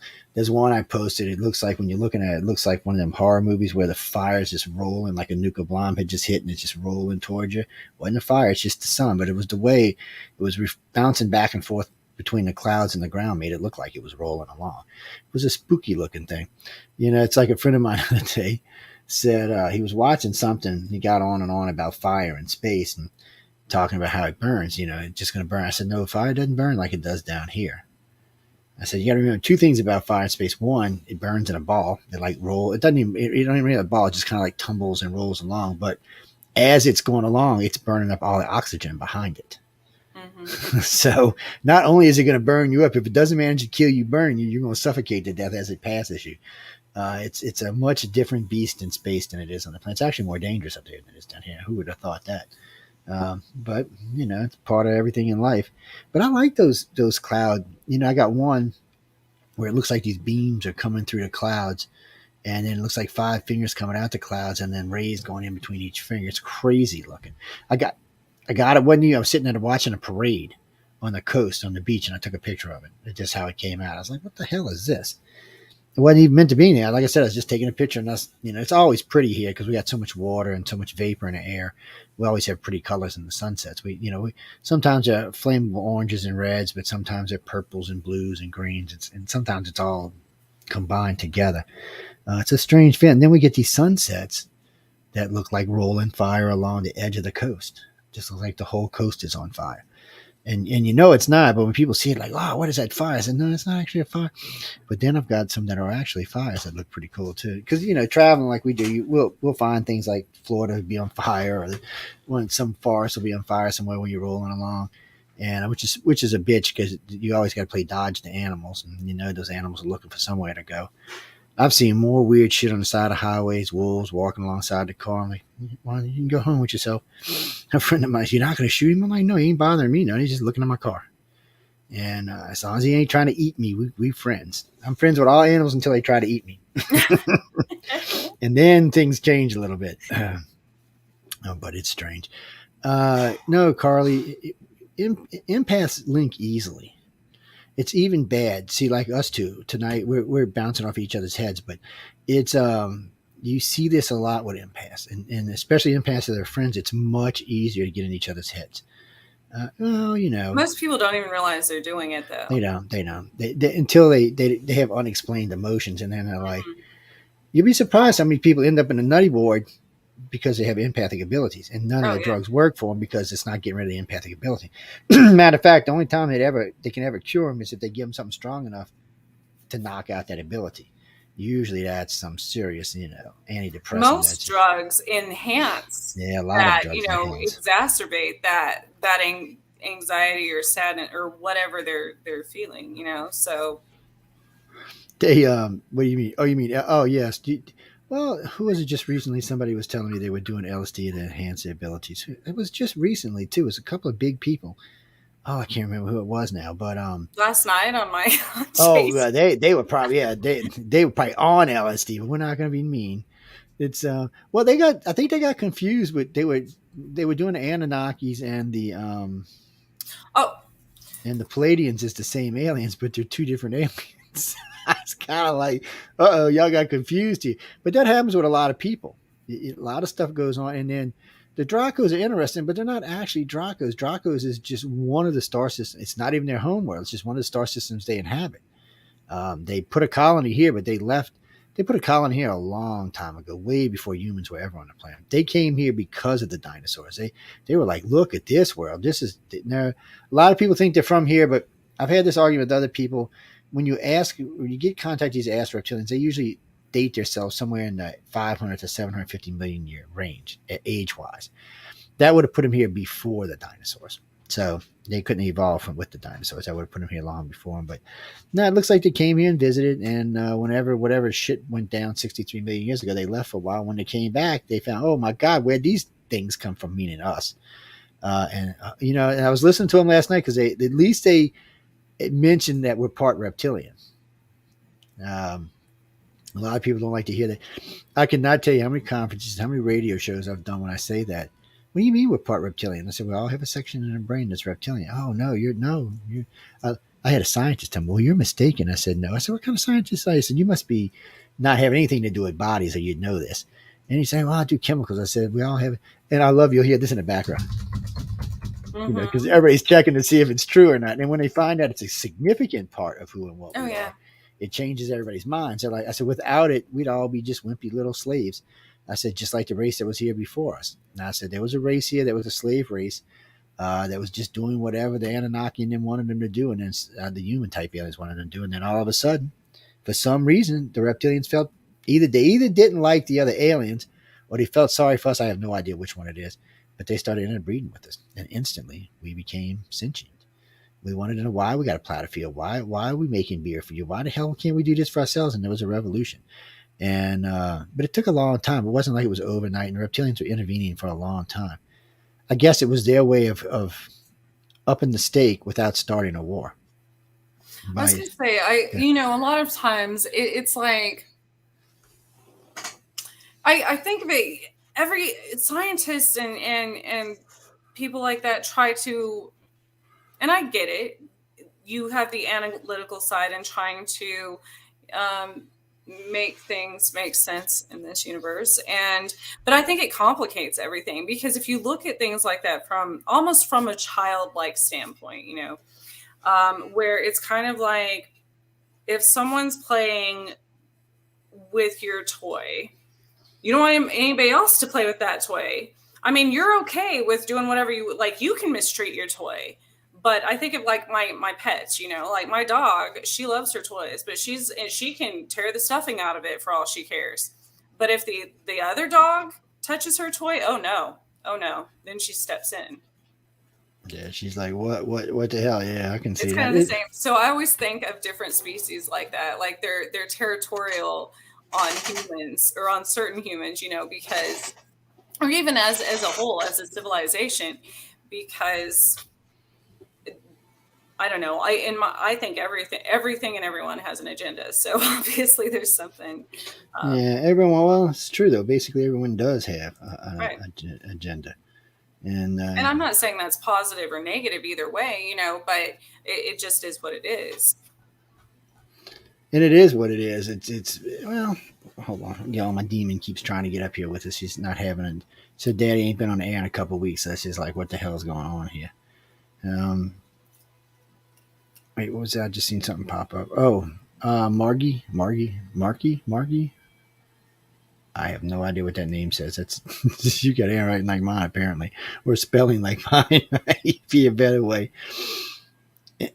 No, I don't believe everybody has empathic or telepathic, but I just haven't seen it in all the testing we've done in all the years I've been doing this for. Geez, I've been in the UFO field for over 35 years. I've just never seen that kind of. I mean, literally talked to tens of thousands of people, and you know how much radio I do. I just haven't come across that many people. I meet empaths on the radio all the time because I connect with them while we're on the air or when we're talking ahead of time. But for the very first time I met Trish, I knew she was. But that's because of a conversation we had on a whole different topic than we're talking about tonight. It's just I just don't find, and I haven't found any that are non-abductees or non-contactees. In other words, if I find someone that is empathic and I put them under hypnosis, it's a 90% chance, it's a 100% chance, I'm going to find out they've been taken. I think, do you think it has to do with the left and the right brain theory? It's like artists and people who can sing and things like that. That's literally a different part of the brain that everybody has 100%. Not everybody uses. Well, do you think it's the same as that concept? Yeah, it could be, but I think it might be partly that and partly the fact that originally the original abductions, the very first ones, however long it was, 2, 3, 4, 500,000 years ago, whenever this started, the original humans didn't have any abilities because the creators didn't want them to have them. But when the reptilians intervened, the reptilians are very telepathic, very empathic, and do possess telekinesis. But so did the human aliens. Both races, and even as good as they are, they're nowhere even in the Greys family line as far as how good their abilities are. So I think that's where the abduction started. They started looking for people who were highly skilled, abducted. I mean, had high skills as far as empathic or telepathic or telekinesis abilities. I think the aliens started looking for that. And then once they found those originals, they started keeping track of those family lines. That's why they abduct in family lines, because they already know the abilities there. And they know it's going to get better and stronger in each generation. And each generation that cares enough to tell their kids about it ahead of time, lets them develop from a young age, of course, are going to be even better. So they know this a long period of time. They know this is going to work out exactly that way. They know eventually 50,000, 100,000, 500,000, 5 million years, somewhere down the line, the majority of this planet through breeding will be telepathic. And the way we know that is remember, ladies and gentlemen, 50,000 years ago, there was only Rh positive blood on the planet. There was no Rh negative. It didn't exist. Only Rh positive. Basically, everybody was brown hair, brown eyed, brown skinned, and Rh positive. Then somewhere along the line, Rh negative entered into the thing. Now, almost 17% of the world's population is Rh negative, and it's growing every year. And you got to wonder even how it even got a handle on this, because in the old days, it used to kill babies. So you got to wonder how this even took off the way it is. At the rate it's growing, according to science, within less than 200,000 years, it'll be 60% of the population of the planet will be Rh negative. That's a substantial change, because Rh negative people are not the same as Rh positive. Their genes are different, and their personalities are even different. And if you pay attention, most people who are colored-eyed are Rh negative, or have a family member that is Rh negative. That's where the green and blue eyes, where the mutations came from. Rh negative is a mutation, and that mutation caused the green and blue eyes, or varies of those colors, because there's lots of variations of those colors. But still, even today, they only make up, I think, 16% of the world's population.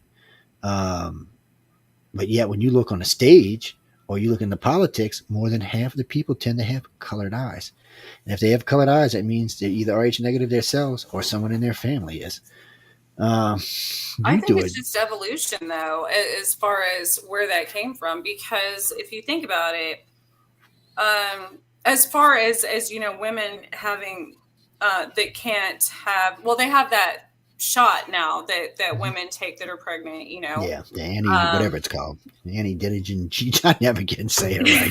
It's anti-denigen. but Yeah, whatever the hell it's but called. But before that even happened, and there were some getting that had survived. I think of it as almost like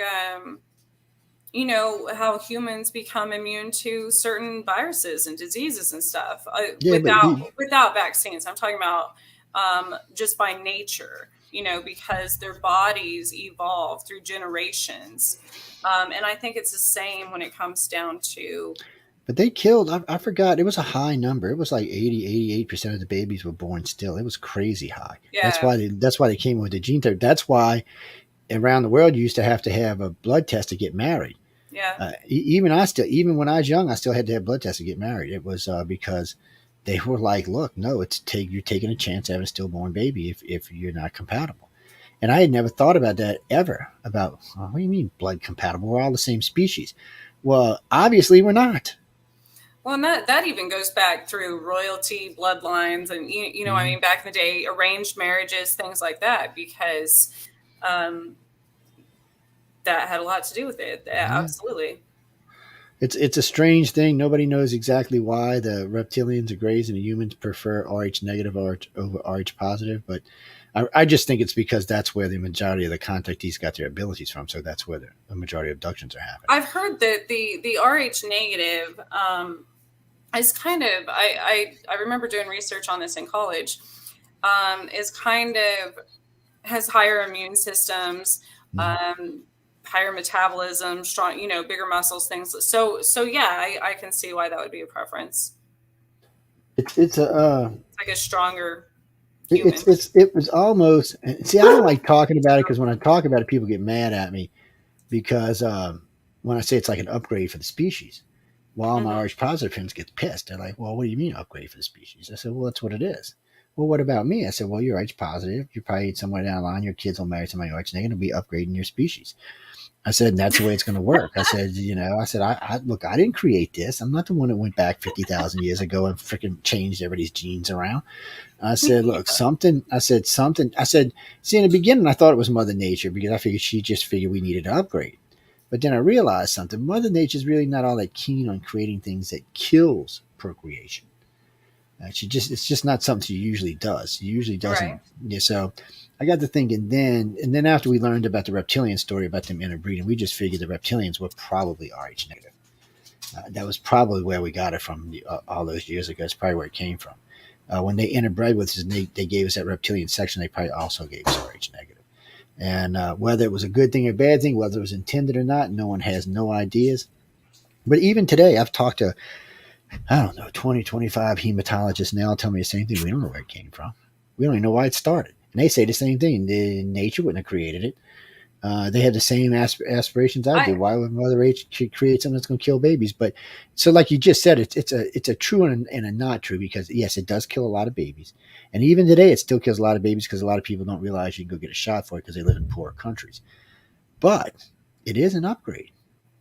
Well, So because I think you have to have a balance. There's a everything in this universe, everything on this planet, everything within people has is mirrored, has you have, it's like the good and evil thing, negative and positive. So but that's the only way. Balance is the only way that anything evolves ever, even you if know, it's catalyst.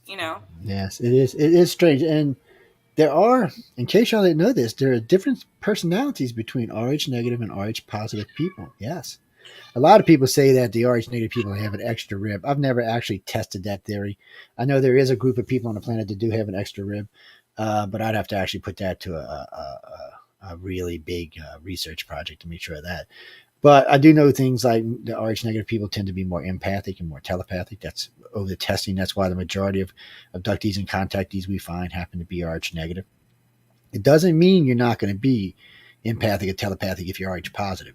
I don't see. That's why this is such a hard subject to talk about, because people get defensive immediately, and there's no reason to be defensive over it. It's just something we're moving towards. And even if you are Rh positive now, eventually Rh negative will reach the max and breed you out. And what I mean by that is your children and grandchildren, great children will eventually become Rh negative. You'll breed yourself into a different thing, or you'll breed yourself out, one or the other. You'll either breed yourself into the population or you'll breed yourself out of existence, whichever one comes first. I don't know, because I'm Rh negative, so I'm not really worried about it. And I see, I didn't know anything about this either. When I started doing this research, I had no idea what this was going to come out to be. Nothing. When we put out the first feelers, well, we went through we had 25,000 cases on file. So we went through those that had the blood types on them. And we did find that the Rh negative was just barely tapping over the Rh positive. But when we really opened up the subject and got into it with the doctors and opened it up to all the websites and the radio, and it's at 80, almost 90,000 people have now, 90,000 contactees have now given us their blood types. And it's almost 70% Rh negative. So it's a high. It shows you that aliens do prefer Rh negative, or that's the children that are moving forward, and that's the ones they're looking for. Because they're looking for the abilities. They want to inbreed abilities into us, not directly. They want us to do it, but they want to help us in that area to keep, like Rh people marrying Rh people, or Rh negative people marrying Rh positive people with good telepathic abilities. They're trying to breed that ability up, because eventually, if the species becomes total telepathic, it's going to be hard for everybody to lie to each other. Yeah, you might be able to block this and that, but a lot of things it's going to be hard to lie in general. You'll have to be more, you'll have to wear yourself on your sleeve more than you do today, because people are going to know when you're lying, or they're going to sense when you're lying either way. So it's going to make it a lot harder. It's going to change our species dramatically. It's going to make us into a whole different species, a less violent species. I think in a good and a bad way. I mean, because think about it, if more people were empathic, it kind of puts you in the other person's shoes as far as even the person you're going to kill, the person you're about to beat up. Exactly. You'll start feeling, you'll feel empathy for them. Just like the poor Russian soldiers are feeling for the Ukrainians. They're feeling empathy right now. That's why they're getting their asses kicked. But eventually that'll stop after enough of them get killed. But it's just part of it. And that's what they want us to be. And as a society, we have been becoming more empathic towards each other. The last 30 years have been a much more empathic society than it's been in the past. But things like this will break it up fast. We need to grow. We need to grow into a point where that we understand that we are just one happy family, and we all need to live together. And see, the problem is right now is there's 200 different countries on the planet. So there's 200 different ideas on how we're going to make it in existence. And I just don't see that changing anytime soon. I'd like to see it change anytime soon. Mark, I know you think World War III is going to change it, but I don't know. I'm not sold on World War III yet.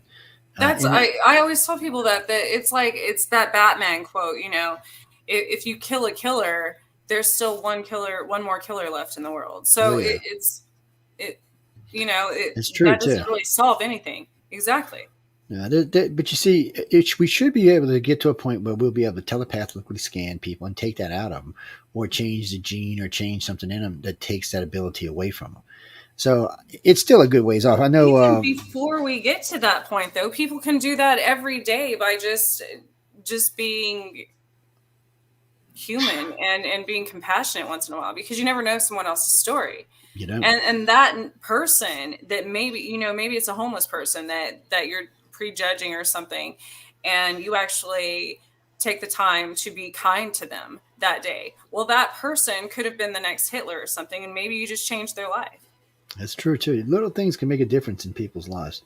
When I first got into all of this long, many moons ago, it was strange to me. And then I started traveling and speaking. And then people would just come up and wrap their arms around me, start crying and hugging me. And it was weird. And the only time I had seen that is when Linda had met Walt Anders, because that's who we recently started doing our research with, was one of her personal heroes. So when she met him, she was all like, yeah. And I just never had anybody do me that before. And then people hanging on you every word, that was weird for me. I got a big ego, don't get me wrong, people, but that still seemed embarrassing and immoral. I don't know. It just was weird to me. But, when you save people and you help people, they want to let you know. And I was appreciated knowing. So it also helped me to keep moving forward and keep saying, okay, well, if you help one, maybe you can help one more. We all need help, Glinda. All of us do. In some shape, form, or fashion, we all need help with something. You mean me personally? Yeah, I need money. Give me lots of it. I'm sorry, that was wrong. That means you're living in lack. See, that's wrong on many levels. Some of the poorest people in the world are billionaires. So it depends on perspective. Yeah, some of the poorest people in the world are happier than anybody I know, too. Some of my church friends they live in, little houses, little trailers, whatever, and they're just as happy as can be. Absolutely. Abundance does not mean monetary value. And, Donnie and Glinda, I can relate. I mean, look, don't get me wrong. I've been poor. I've lived in the street. I've lived in hotel rooms. I know what it's like. So you ain't got to preach to me. I came from a very wealthy family and ended up living in the streets. So I know what it's like. So it's a tough thing. Well, no, life's different now. I'm grown. I understand life better. We're talking about when I got out the military and all. It just took... Well, some things I didn't care about either, so that made it even worse. After my dad died, I got on this when I was 16. I got on this rampage until my son was born in 23. It helped me change some of it, but it took me till about 32 or 33 to really get past whatever it was that was bugging me. Yeah, it's just one of them things. No, I quit drinking because of my son. When he was born, well, I like to drink a lot, so I didn't want to wake up one morning, middle of the night, because he was crying, reach over and smack him without thinking. So I quit drinking. It's just sometimes you got to know yourself and do things right. But we all have issues and we all have to deal with them. And there's lots of ways to deal with them, and there's lots of ways not to deal with them. Like a lot of my friends, when I was young, I liked to drink. I would drink myself. I didn't want to dream, so I'd either drink or smoke myself to sleep. I still don't like to dream, by the way, but because too many of my fucking dreams come out to be true. It's one thing when there are other people. It's a whole other thing when it's me. So I just, there's some things I'd rather not know. Until I was 30, everybody I knew who was going to die, I dreamt about it 2 years ahead of time. Everybody. Yeah. So I finally put a kibosh on that. It's trying to sneak back in now, but I put a kibosh on that shit. I'm like, oh, no, I can't take this anymore. Well, plus, in your dream state, that's another thing people don't realize as far as when it comes to other people's energy being able to access yours. That happens a lot in your sleep.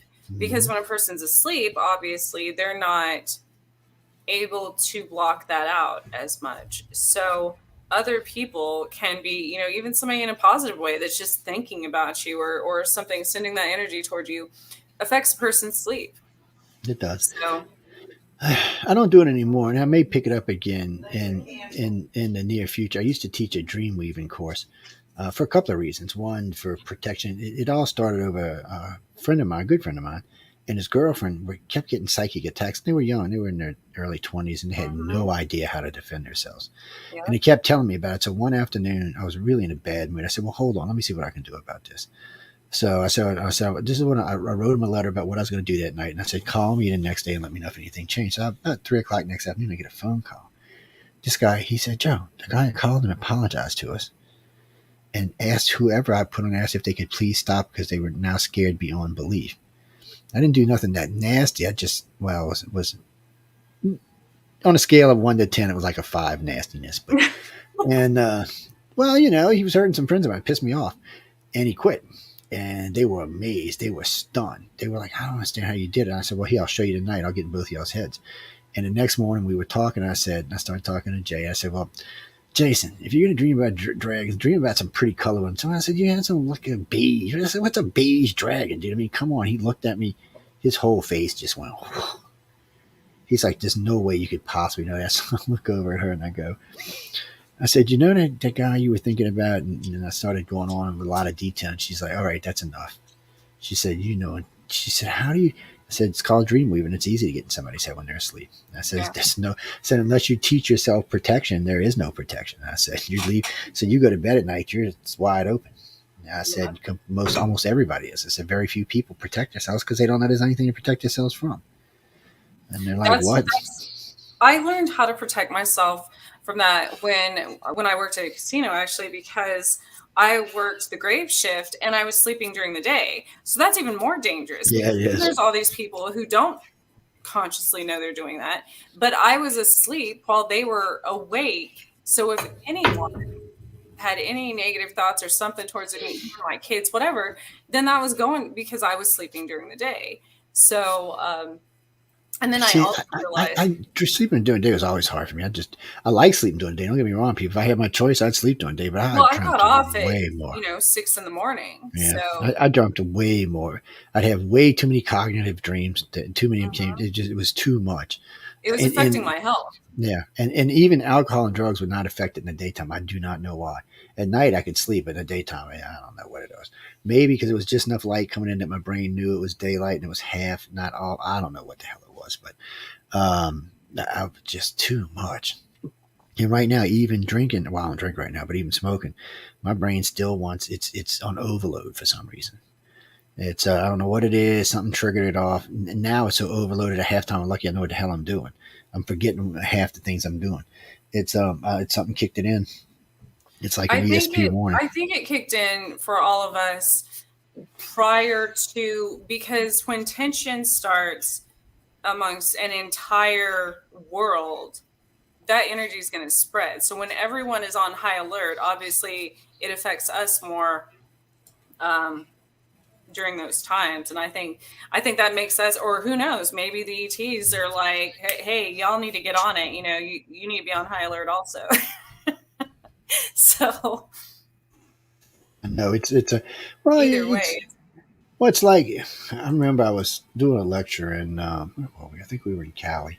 No, we were somewhere else in Georgia. But it was funny. We were talking about the end of the world and this, that, and the other thing, and people said, you think you can sense it coming? I said, well, some things you can sense. I said, for some reason, no one really sensed 9/11. I said, I don't know why, because they should have, because it wasn't like, see, some events, like if it's just a spontaneous event, okay, you may not have time enough to see that coming.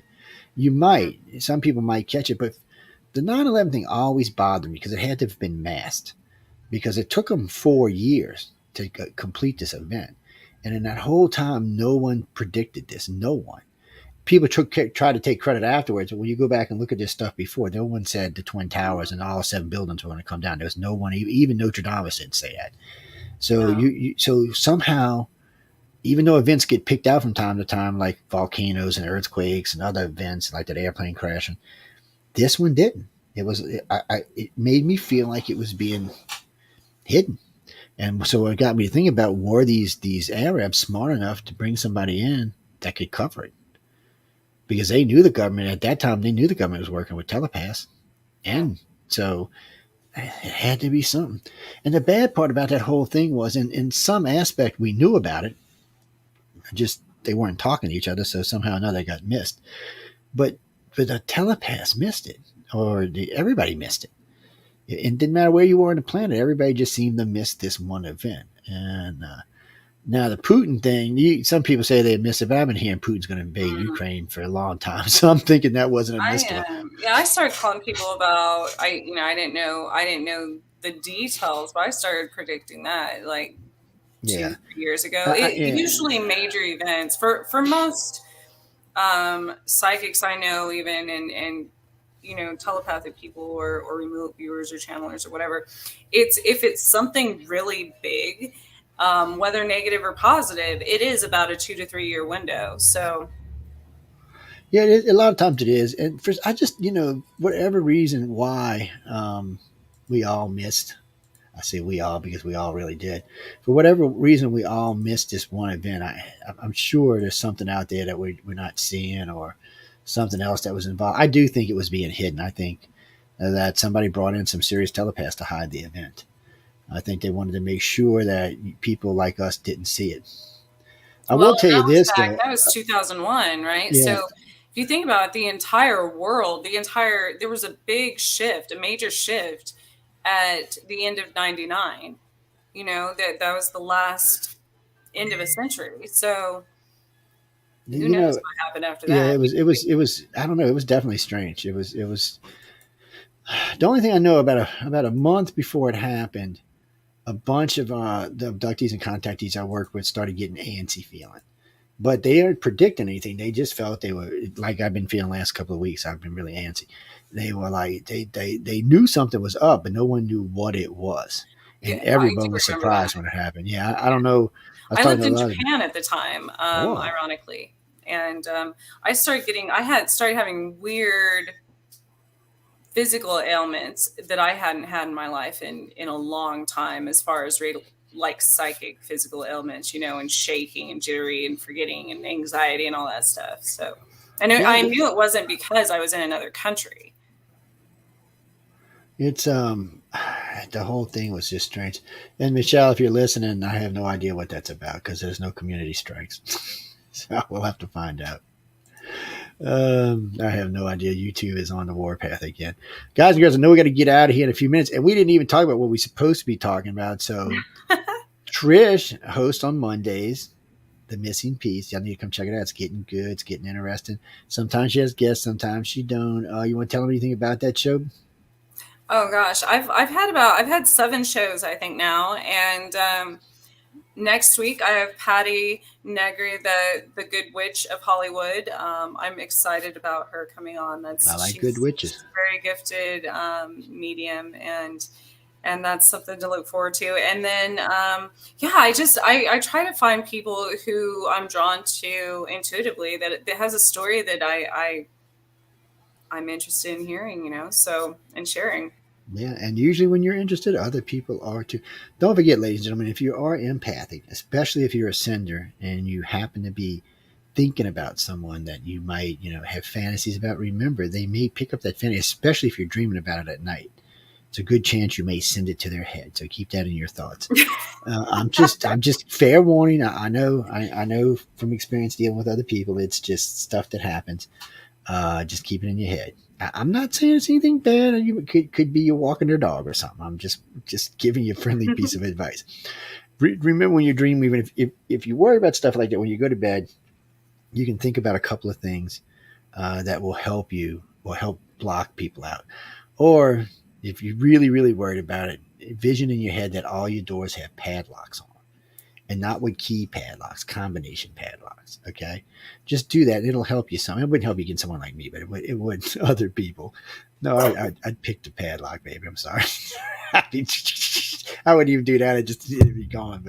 But it is a good way to keep people from getting in your head. And if you're close to someone and you want to share dreams with them, it's an interesting experience.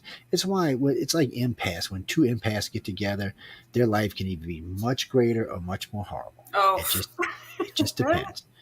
Well, you think of it like gotta this. be careful with that one. You do, and a lot of different ways too, from physical ability, from physical things to in your head things. You just got to be careful. Oh, and you got to remember, if you're an empath too, and you get aggravated, everybody in the room around you is liable to get aggravated. Mm-hmm. Or if you're a receiver and somebody around you gets aggravated, you're allowed to get aggravated too. So I have to be very careful with that. Like my kids and animals, if I have a bad day, the whole house is going to hell. Oh yeah. Oh no. It's yes, people send it. It's and I don't have to say a word. You know, I don't. You don't. That's the whole problem. I mean, I just have to walk in the door. Food. Oh, my mom used to tell me when I'd have a bad day at school, she knew I was coming ahead of time.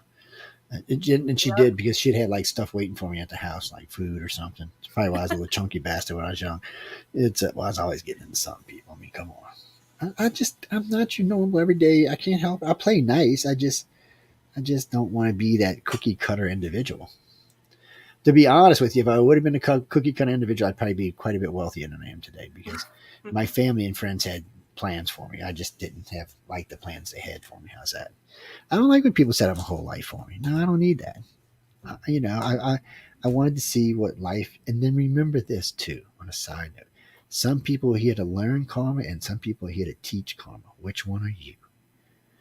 You have to learn it before you can teach it, though. Mm-hmm. Unfortunately, it's usually both. Yeah.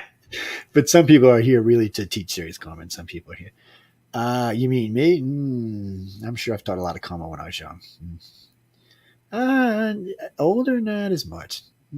Because I'd be too much to the point today. So it's probably better somebody else does it. No. I'd be like, excuse me, let me teach this lesson the right way. No. I'm sure the aliens have a reason why they do things. Carmen, one more question and we're going to get out of here because the outer realm should be queuing up any minute now. Yes, I didn't ask Michelle who she had on. I'm sure if I looked, I could find it, but it will be coming on in about 5 minutes, and y'all can be sure to check her out. Her in the media, Pisano. Yes, the Italian cook is what I'm gonna start calling her. I love them. I either call her Bubbles the Grey or now it's gonna be either Bubbles the Grey or the Italian cook, one or the other. They're great. They are a great pair. Mm-hmm. Oh, I love Michelle. Michelle's actually the manager of the station these days. Oh, well, hello, Amelia. How are you doing? We was just talking about you here. There she is. See, when you speak about, they pop up. I didn't say the devil either. Anyway, we're going to be turning this over to them in just a second. So, and then don't forget, Trish is also on Chasing Prophecy with Ginny, Jason, and Sean. That sexy beast, man, Sean. He is just too sexy to watch, man. I can't take it. Before anybody asks, just don't even ask. Don't even worry about it.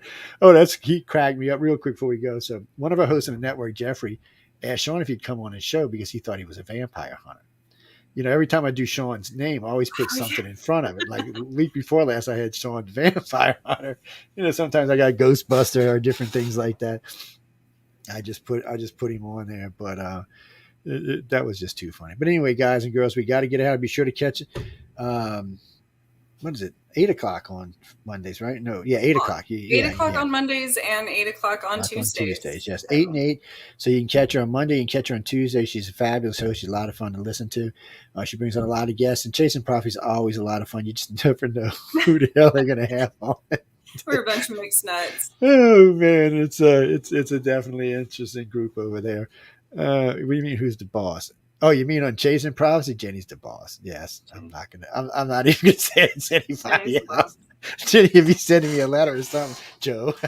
And she's in Padley too. She knows I was talking about her. But guys and girls, we got to get out of here. So, Tricia, thanks for coming and hanging out with me tonight. Thank you for having me. I mean, yeah. Oh, yeah. Been wanting to get you on for a while. I'll get you back in a couple of weeks because we really got into one subject matter and just kind of stayed there for a while. Well, empathic abilities are fun to talk about, guys.